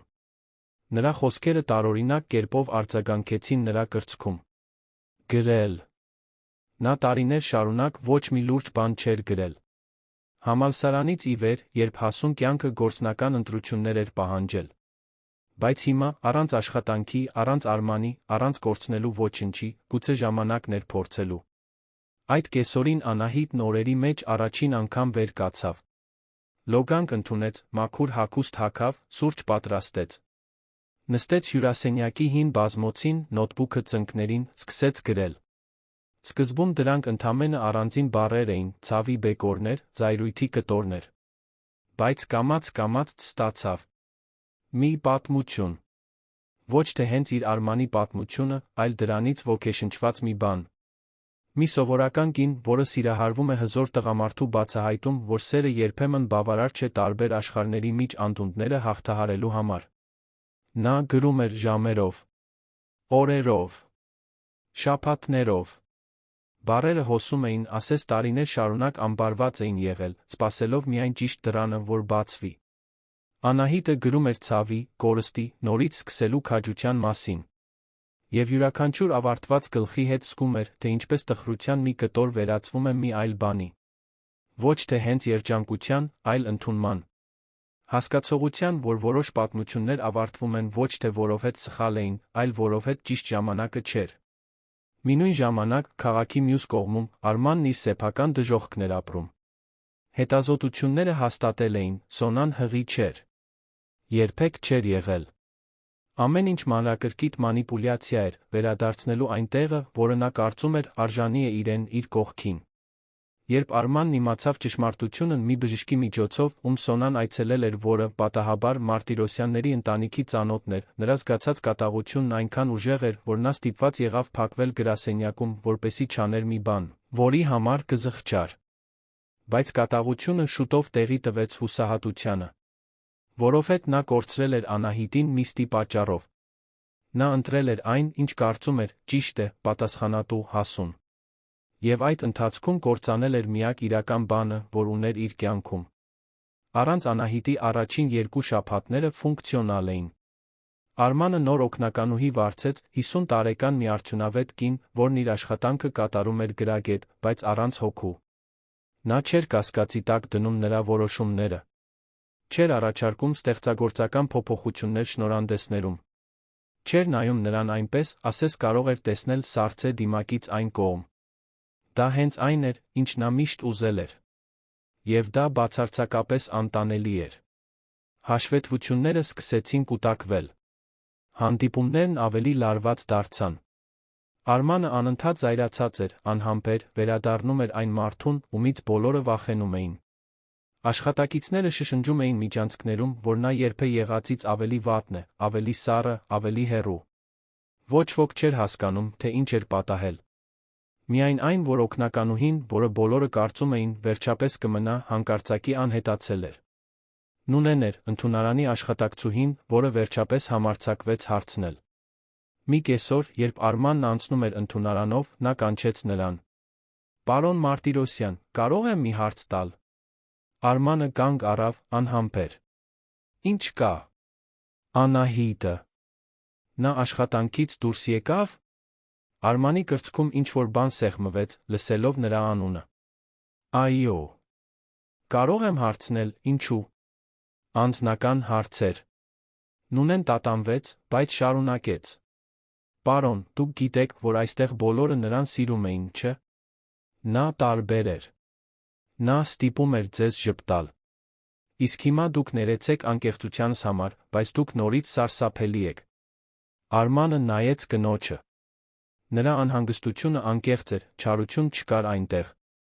Պարզապես մի մարդու դիտարկում, որը տեսել էր նրա մեջ փոփոխությունը, հիմա տեսնում էր հետընթացը։ Գիտեմ, խոստովանեց նա ցածրաձայն։ Բայց երբեմն բաներն այնպես չեն ստացվում, ինչպես մենք ենք ուզում։ Ամենայն հարգանքով, պարոն, երբեմն բաները չեն ստացվում, որովհետև մենք չենք պայքարում դրանց համար։ Խոսքերը արձագանքեցին Արմանի գլխում օրվա մնացած մասում։ Չենք պայքարում դրանց համար։ Նա իր ամբողջ կյանքում պայքարել էր։ Բիզնեսի, պայմանագրերի, շահույթների համար։ Բայց երբ խոսքը Անահիտի մասին էր, այն, ինչ իսկապես կարևոր էր, նա պարզապես հանձնվել էր։ Նա արել էր այն ընտրությունը, որը կարծում էր ճիշտ է, առանց նույնիսկ նրան հնարավորություն տալու նույնպես ընտրել։ Այդ գիշեր Արմանն արեց մի բան, որը շաբաթներով չէր արել։ Վերցրեց հեռախոսը, հավաքեց Անահիտի համարը։ 3 անգամ զանգեց։ Նա չպատասխանեց։ Հաղորդագրություններ ուղարկեց։ Ոչ մի պատասխան։ Այդ ժամանակ նա հասկացավ, որ նա արգելափակել է իր համարը։ Այդ գիտակցման ցավը ֆիզիկական էր։ Անահիտը չէր ուզում խոսել իր հետ։ Եվ նա չէր կարող նրան մեղադրել։ Նա նրան վիրավորել էր, հեռացրել, ընտրել երակայական պարտքը իրական սիրո փոխարեն։ Ինչու՞ նա պետք է իրեն երկրորդ հնարավորություն տար։ Այդ ժամանակ Արմանը որոշում կայացրեց։ Եթե չէր կարողանում խոսել նրա հետ, գոնե կարող էր փորձել ինչ-որ բան անել նրա համար։ Ինչ-որ բան, որը ցույց կտար, որ չնայած ամեն ինչին, նա իսկապես մտահոգված է։ Նա վերցրեց հեռախոսը, զանգեց մի հին ծանոթի, երկրի ամենամեծ հրատարակչություններից մեկի խմբագրին։ Դավիթ, ինձ մի լավություն է պետք։ Մարտիրոսյան կորպորացիայից դուրս գալու օրվանից 3 շաբաթ անց Անահիտը խոհանոցում սուրճ էր պատրաստում, երբ հեռախոսը զանգեց։ Անծանոթ համար էր։ Սովորաբար նա չէր պատասխանի, բայց ինչ-որ բան ստիպեց նրան ընդունել զանգը։ Ալո։ Անահիտ Վարդանյա՞ն, հարցրեց մի տղամարդու քաղաքավարի ձայն։ Այո, ես եմ։ Իմ անունը Դավիթ Սահակյան է, ես Հորիզոն հրատարակչության խմբագիրն եմ։ Ես ձեր ձեռագիրն եմ ստացել, կցանկանայի խոսել հնարավոր հրատարակության մասին։ Անահիտը քիչ մնաց սուրճի բաժակը գցեր։ Ներեցեք, ինչ։ Ձեր վեպը։ Աստղեր բետոնի վրա։ Դա հենց այն տեսակի պատմությունը, որը մենք փնտրում ենք։ Հուզիչ, լավ գրված, բարդ կերպարներով։ Մենք կցանկանայինք այն հրատարակել։ Բայց ես ոչ մի ձեռագիր չեմ ուղարկել։ Ես նույնիսկ դեռ չեմ ավարտել գրելը։ Մյուս կողմում դադար եղավ։ Ապա ինչ-որ մեկը ձեր փոխարեն է ուղարկել։ Ֆայլը իմ էլ-փոստին է հասել 2 շաբաթ առաջ, շատ ուժեղ երաշխավորությամբ։ Կարծում էի, դուք գիտեք։ Անահիտի սիրտը սկսեց ավելի արագ բաբախել։ Ո՞վ է ուղարկել։ Չեմ կարող բացահայտել։ Բայց կարող եմ ասել, որ դա ինչ-որ մեկն է, ով շատ է հավատում ձեր տաղանդին։ Եվ կարդալուց հետո ես էլ եմ հավատում։ Կարող եք հաջորդ շաբաթ գալ գրասենյակ մանրամասների մասին խոսելու։ Անահիտը հազիվ էր կարողանում մարսել այն, ինչ լսում էր։ Ես։ Այո։ Այո, կարող եմ։ Հիանալի։ Իմ քարտուղարուհին ձեզ նամակ կուղարկի հասանելի ժամերով։ Անհամբեր սպասում եմ միասին աշխատելուն, Անահիտ։ Երբ անջատեց, Անահիտը կանգնած մնաց խոհանոցի մեջտեղում, հեռախոսը դեռ ձեռքին, փորձելով հասկանալ, թե ինչ էր տեղի ունեցել։ Ինչ-որ մեկը նրա ձեռագիրն ուղարկել էր խմբագրի։ Ինչ-որ մեկը, ով հասանելիություն ուներ իր աշխատանքին։ Ինչ-որ մեկը, ով գիտեր, թե որքան էր գրելը նշանակում իր համար։ Արման։ Միայն նա կարող էր լինել։ Նա միակ մարդն էր Լիլիթից բացի, որ գիտեր գրող դառնալու իր երազանքի մասին։ Բայց ինչպես էր նա ձեռք բերել ձեռագիրը։ Նա չէր ուղարկել նրան։ Եթե միայն… Անահիտը վազեց սենյակ, բացեց նոթբուքը։ Ստուգեց ամպային ծառայության ավտոմատ պահուստավորումը, որն օգտագործում էր իր փաստաթղթերը պահելու համար։ Եվ այնտեղ էր։ Արմանը հասանելիություն ուներ իր կորպորատիվ հաշվին այն ժամանակներից, երբ միասին էին աշխատում։ Նա երբեք թույլտվությունները չէր հեռացրել։ Նա պետք է ֆայլը գտած լիներ այնտեղ։ Արցունքները սկսեցին հոսել նրա դեմքով։ Դրանք տխրության արցունքներ չէին, այլ զգացմունքների մի խառնաշփոթի, որը նա չգիտեր ինչպես անվանել։ Զայրույթ, որ նա ներխուժել էր իր անձնական տարածք։ Երախտագիտություն, որ նա բավականաչափ հավատացել էր իրեն, որպեսզի իր աշխատանքն ուղարկեր կարևոր խմբագրի։ Կարոտ։ Այնքան շատ կարոտ, որ ցավում էր։ Լիլիթը այդ պահին մտավ սենյակ, տեսավ ընկերուհուն լաց լինելիս։ Ան, ինչ է պատահել։ Արցունքների միջով Անահիտը պատմեց ամեն ինչ։ Զանգի, գրքի, Արմանի մասին։ Լիլիթը լուր լսեց, հետո գրկեց ընկերուհուն։ Նա դեռ սիրում է քեզ, դու դա գիտես, չէ՞։ Անահիտը հեռացավ, սրբելով արցունքները։ Կարոր չէ։ Նա իր ընտրությունը կատարեց։ Բայց ինչ, եթե նրա ընտրությունը ստի վրա էր հիմնված։ Չես կարծում, որ արժանի ես ճշմարտությունն իմանալու։ Ինչ ճշմարտություն։ Նա նրա հետ էր։ Նա հղի էր։ Վերջ պատմությանը։ Լիլիթը տատանվեց։ Ան, ես չէի ուզում քեզ ասել, որովհետև կարծում էի, քեզ ժամանակ է պետք ապաքինվելու համար։ Բայց մի բան կա, որ դու պետք է իմանաս։ Անահիտի սիրտը արագացավ։ Ինչ։ Ես մի հոդված տեսա։ 2 շաբաթ առաջ։ Արմանի մասին։ Նա հրապարակայնորեն խզել է կապերը Սոնայի հետ։ Մամուլ է հրավիրել ասել, որ նա ստել է հղիության մասին։ Որ ամեն ինչ մանիպուլյացիա էր։ Նրա հեղինակությունը կործանված է։ Անահիտը զգաց, թե ինչպես հատակը շարժվեց իր ոտքերի տակ։ Նա ստել է։ Երբեք հղի չի եղել։ Ամեն ինչ խաբեություն էր նրան հետ բերելու համար։ Եվ երբ նա իմացավ, ամեն ինչ ավարտեց, բացահայտեց ճշմարտությունը։ Ինչու ինձ չասացիր։ Որովհետև դու վատ էիր։ Սկսում էիր ապաքինվել։ Ես չէի ուզում, որ դու վերադառնայիր նրա մոտ միայն այն պատճառով, որ իմացար, որ նա ազատ է։ Ուզում էի, որ դու նախ ապաքինվեիր։ Անահիտը նստեց մահճակալին, ոտքերը ուժ չունեին։ Արմանը իմացել էր ճշմարտությունը։ Բաժանվել էր Սոնայից։ Եվ այնուամենայնիվ չէր եկել իր հետից։ Ինչո՞վ։ Պատասխանը եկավ 3 օր անց, մի ծրարի տեսքով։ Անահիտն անմիջապես ճանաչեց ձեռագիրը։ Արմանից էր։ Ներսում ձեռագիր նամակ կար 2 տոմս։ Նամակում գրված էր. Անահիտ։ Գիտեմ, որ ոչինչ խնդրելու իրավունք չունեմ իմ արածից հետո։ Գիտեմ, որ քեզ վիրավորել եմ այնպես, որ գուցե աններելի է։ Բայց պետք է, որ դու իմանաս ճշմարտությունը։ Սոնան ստեց։ Երբեք հղիություն չի եղել։ Երբ իմացա, անմիջապես ամեն ինչ ավարտեցի։ Բայց քո հետից չեկա, որովհետև մի կարևոր բան հասկացա։ Ես քեզ հեռացրի, առանց քեզ ընտրության հնարավորություն տալու։ Ես որոշում կայացրի երկուսիս համար, որովհետև կարծում էի գիտեմ, թե որն է լավագույնը։ Եվ դա սխալ էր։ Այնպես որ հիմա, առաջին անգամ, ես քեզ ընտրության հնարավորություն եմ տալիս։ Տոմսերը Երանի աստղադիտարանի համար են։ Ուրբաթ, երեկոյան 9-ին։ Ես այնտեղ կլինեմ։ Եթե գաս, մենք իրական զրույց կունենանք։ Եթե չգաս, ես կհասկանամ։ Կհարգեմ քո որոշումը։ Եվ կյանքիս մնացած մասը կփորձեմ լինել այն մարդու կեսը, որին դու ինձ ստիպեցիր հավատալ, որ կարող եմ լինել։ Իմ ամբողջ սիրով։ Արման։ Անահիտը նամակը 3 անգամ կարդաց։ Հետո նայեց տոմսերին։ Ուրբաթ։ 2 օր։ Նա չգիտեր, ինչ անել։ Մի մասը ուզում էր պատռել ամեն ինչ, Արմանին ընդմիշտ ջնջել իր կյանքից։ Բայց մյուս մասը, այն մասը, որը դեռ սիրում էր նրան, չնայած ամեն ինչին, ուզում էր վազել նրա մոտ մոռանալ ամբողջ ցավը։ Լիլիթ, ինչ անեմ, հարցրեց նա, ցույց տալով նամակը ընկերուհուն։ Լիլիթը կարդաց ժպտաց։ Դու կգնաս։ Որովհետև չնայած ամեն ինչին, դու արժանի ես լսելու, թե նա ինչ ունի ասելու։ Դու արժանի ես ունենալու բոլոր տեղեկությունները, նախքան որոշում կայացնելը։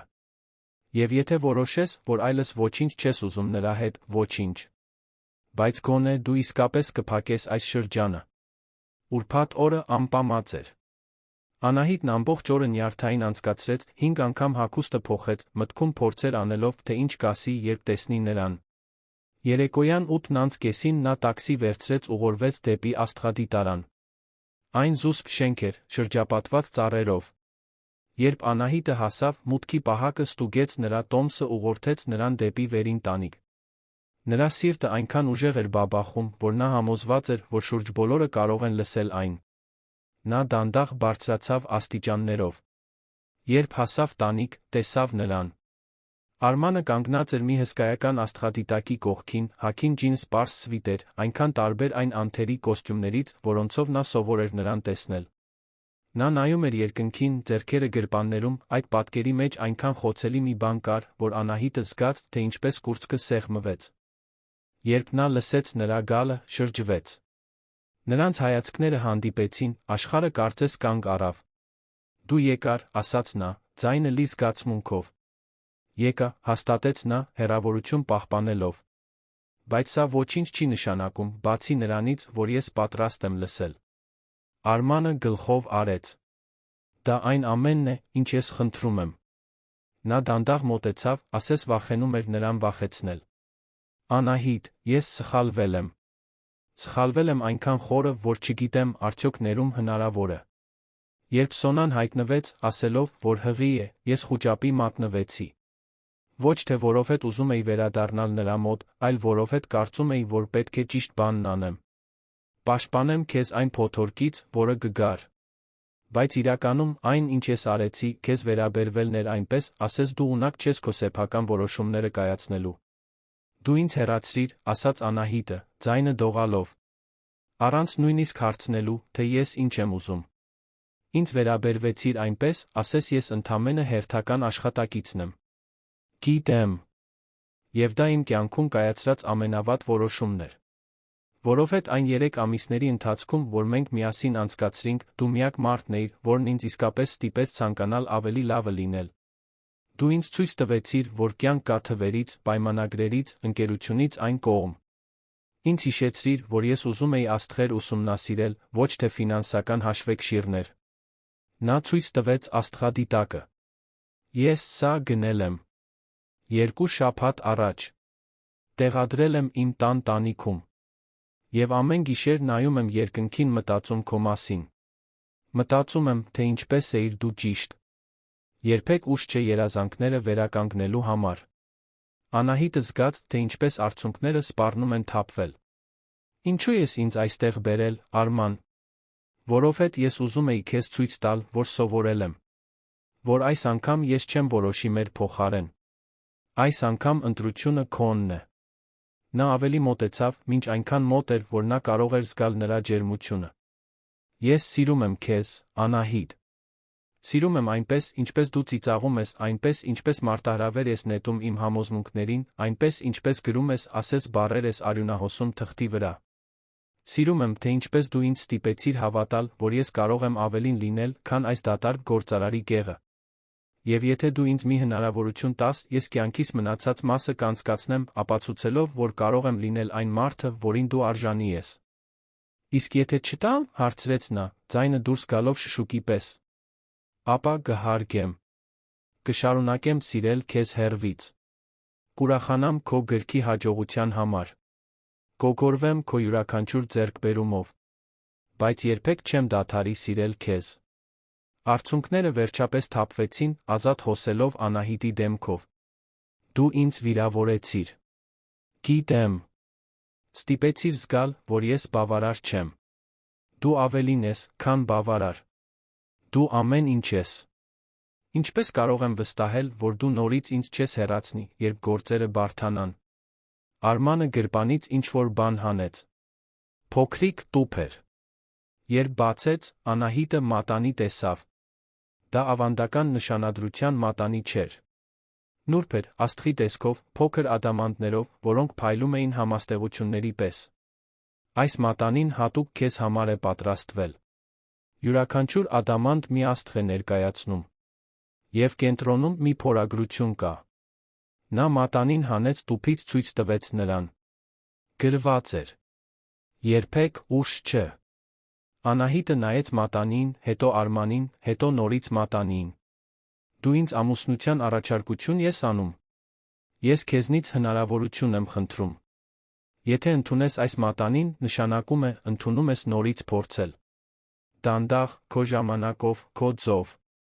Առանց ճնշման, առանց ակնկալիքների, բացի ազնվությունից, հարգանքից։ Եվ եթե մի օր որոշես, որ ուզում ես ամուսնանալ ինձ հետ, ես այստեղ կլինեմ։ բայց առայժմ ես պարզապես ուզում եմ, որ դու վերադառնաս իմ կյանք։ Անահիտը մեկնեց ձեռքը, դողալով։ Արմանը նրբորեն դրեց մատանին նրա մատին, ասես աշխարհի ամենաթանկ բանն էր բռնել։ Ես դեռ զայրացած եմ քեզ վրա, ասաց նա։ Գիտեմ։ Եվ ժամանակ կպահանջվի, որ ես նորից վստահեմ։ Ես աշխարհի ամբողջ ժամանակն ունեմ։ Իսկ եթե ես ուզենամ, որ դանդաղ գնանք, ընթրիքներ, զրույցներ, զրոյից վերակառուցել, ապա հենց դա էլ կանենք։ Անահիտը նայեց նրա աչքերին, այնտեղ տեսավ այն ամենը, ինչ պետք էր տեսնել։ Անկեղծ զղջում, իրական սեր, և մի բան էլ՝ հույս։ Նա թեքվեց, համբուրեց նրան։ Դա մեղմ, զգուշավոր համբույր էր, լի այն բոլոր զգացմունքներով, որոնք նրանք ապրել էին վերջին ամիսներին։ Ցավ, կարոտ, սեր, ներում։ Երբ բաժանվեցին, Արմանը ճակատը հենեց նրա ճակատին։ Ես այս անգամ չեմ փչացնի, խոստացավ նա։ Դու կփչացնես։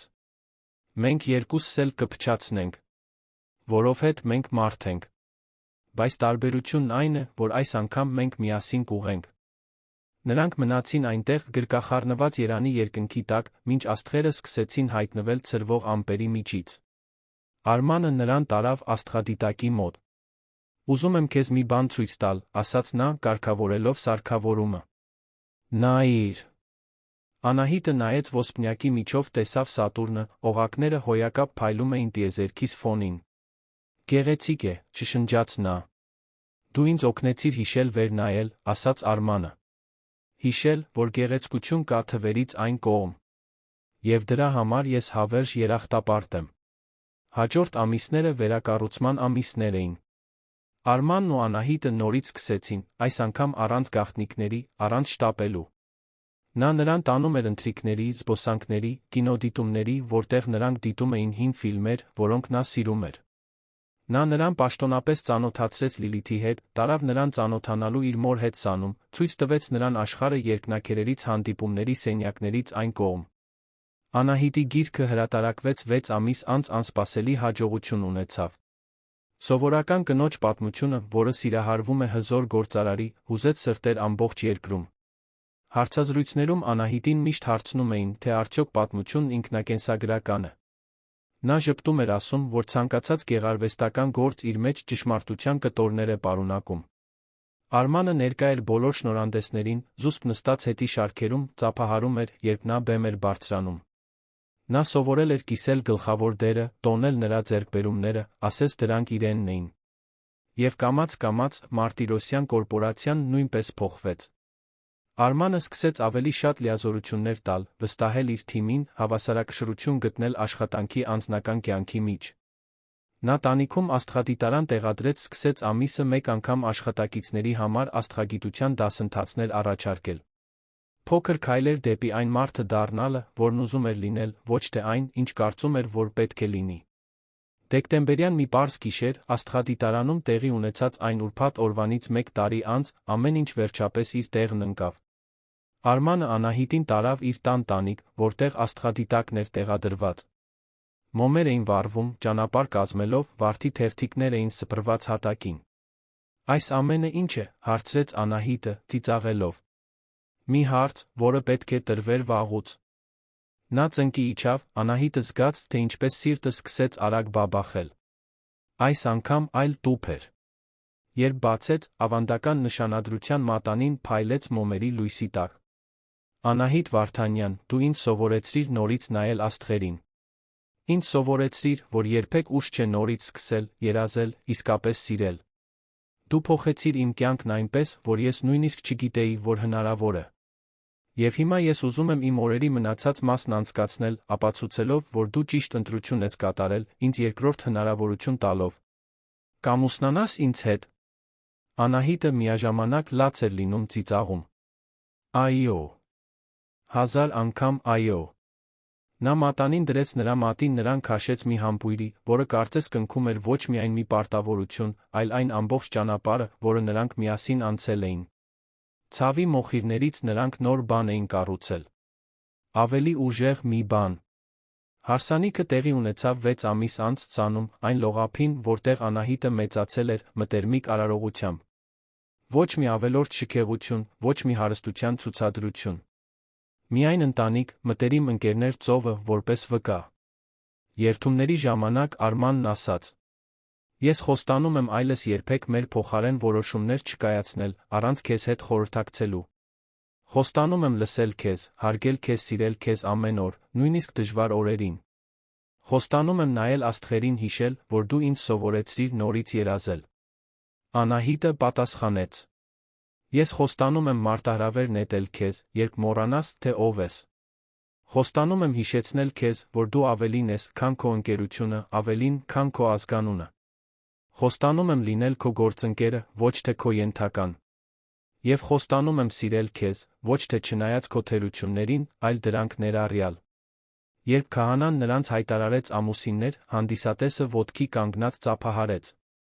Լիլիթը բացահայտ լաց էր լինում։ Անահիտի մայրը գրկում էր այն մարդուն, որին իր դուստրն էր ընտրել, երախտապարտ լինելով նրա դեմքին դրոշմված երջանկությունը տեսնելու համար։ Կյանքը կատարյալ չդարձավ։ Նրանք դեռ վիճում էին, դեռ անհամաձայնություններ ունենում, դեռ դժվար օրեր ունենում։ Բայց տարբերությունն այն էր, որ հիմա ամեն ինչ միասին էին հաղթահարում։ Արմանը սովորեց ներողություն խնդրել, երբ սխալվում էր։ Անահիտը սովորեց իջեցնել պատերը, երբ վախ էր զգում։ Անահիտը հաջորդ տարիներին 2 գիրք հրատարակեց, յուրաքանչյուրը նախորդից ավելի հաջողակ։ Արմանը սկսեց պաշտոնապես աստղագիտություն ուսումնասիրել, ընդունվելով ԵՓ-ի երեկոյան դասընթացներին։ 42 տարեկանում նա վերջապես թույլ տվեց այն տղային, որը երազում էր աստղերի մասին, վերադառնալ մակերես։ Եվ պարզ գիշերներին, երբ աշխատանքն ու պարտականությունները մնում էին հետում, նրանք բարձրանում էին տանիք աստղադիտակով ժամերով ուսումնասիրում տիեզերքը։ Արմանը ցույց էր տալիս համաստեղություններ, բացատրում հեռավոր մոլորակների մասին, իսկ Անահիտը լսում էր, հիացած ոչ միայն տիեզերքով, այլ իր կողքի մարդով, որը սովորել էր խոցելի լինել, իրական լինել։ Հարսանիքից 2 տարի անց Անահիտը պարզեց, որ հղի է։ Նորությունը եկավ մի սովորական կեսօրին, սովորականը վերածելով արտասովորի։ Երբ նա պատմեց Արմանին, նա պարզապես նրան գիրկն առավ, պտտեց նրա հետ սենյակում, լաց եղավ ուրախությունից։ Լաց եղավ, որովհետև վերջապես, այսքան ժամանակ պատեր կառուցելուց հետո, նա սովորել էր օջախներ կառուցել։ Նրանց դուստրը ծնվեց գարնանային մի առավոտ, հոր մուգ աչքերով, մոր համար ժպիտով։ Նրանք նրան անվանեցին Էլեն, որը նշանակում էր լույս։ Որովհետև դա հենց այն էր, ինչ նա ներկայացնում էր, այն լույսը, որը ծնվել էր այն խավարից, որը երկուսն էլ հաղթահարել էին։ Եվ երբ Էլենը բավականաչափ մեծացավ, հարցնելու, թե ինչպես են ծնողները ծանոթացել, Անահիտը պատմում էր պատմությունը ազնվությամբ։ Թափված սուրճի, սառը տնօրենի մասին, որը պարզվեց տաք սիրտ ունեցող մարդ է, գործած սխալների տրված երկրորդ հնարավորությունների մասին։ Այն մասին, թե ինչպես է իրական սերը ոչ թե այն, որը երբեք փոթորիկների չի հանդիպում, այլ այն, որը սովորում է ապրել անձրի տակ։ Արմանը լրացնում էր, ասելով, որ նրա մայրը իրեն սովորեցրել է ամենակարևոր դասը։ Որ երբեք ուշ չէ լինել այն, ինչ իրականում ես։ Որ հետաձգված երազանքները դեռ կարող են իրականանալ։ Որ աստղերը դեռ փայլում են, նույնիսկ երբ ամպերը փորձում են թաքցնել դրանք։ Եվ այսպես, այն երիտասարդ համառ կինը, որը ոչ ոք չէր կարծում, թե կդիմանա 1 ամիս Երանի ամենահարկու միլիոնատիրոջ կողքին, ոչ միայն գոյատեց։ Նա ծաղկեց։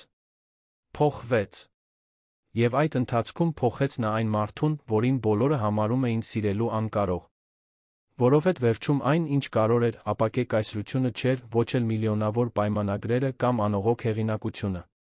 Այն, ինչ կարող էր, աստղերի տակ անցկացրած գիշերներն էին, կիսված ծիծաղը, միահյուսված ձեռքերը, մինչ նրանք միասին կառուցում էին մի ապագա, որը նրանցից ոչ մեկը չէր կարող միայնակ պատկերացնել։ Անահիտը հաղթել էր այնտեղ, որտեղ բոլորը ձախողվել էին, ոչ թե որովհետև տեղավորվեց նրա աշխարհում, այլ որովհետև քաջություն ունեցավ ցույց տալու, որ ավելի լավ աշխարհ կա, որը սպասում է նրանց։ Մի աշխարհ, որտեղ խոցելիությունը ուժ էր, որտեղ երազանքները նույնքան կարևոր էին, որքան հաշվետվությունները, որտեղ սերը միակ չափանիշն էր, որն իսկապես արժեր չափել։ Եվ մինչ Երանը շարունակում էր իր կատաղի վազքը ներքում, հյուսիսային պողոտայի մի տան տանիքում 2 սիրտ բաբախում էր համաչափ, նայելով անսահմանությանը, իմանալով, որ չնայած բոլոր խոչընդոտներին, չնայած բոլոր փոթորիկներին, նրանք գտել էին այն, ինչ փնտրում էին։ Միմյանց մեջ։ Հավերժ։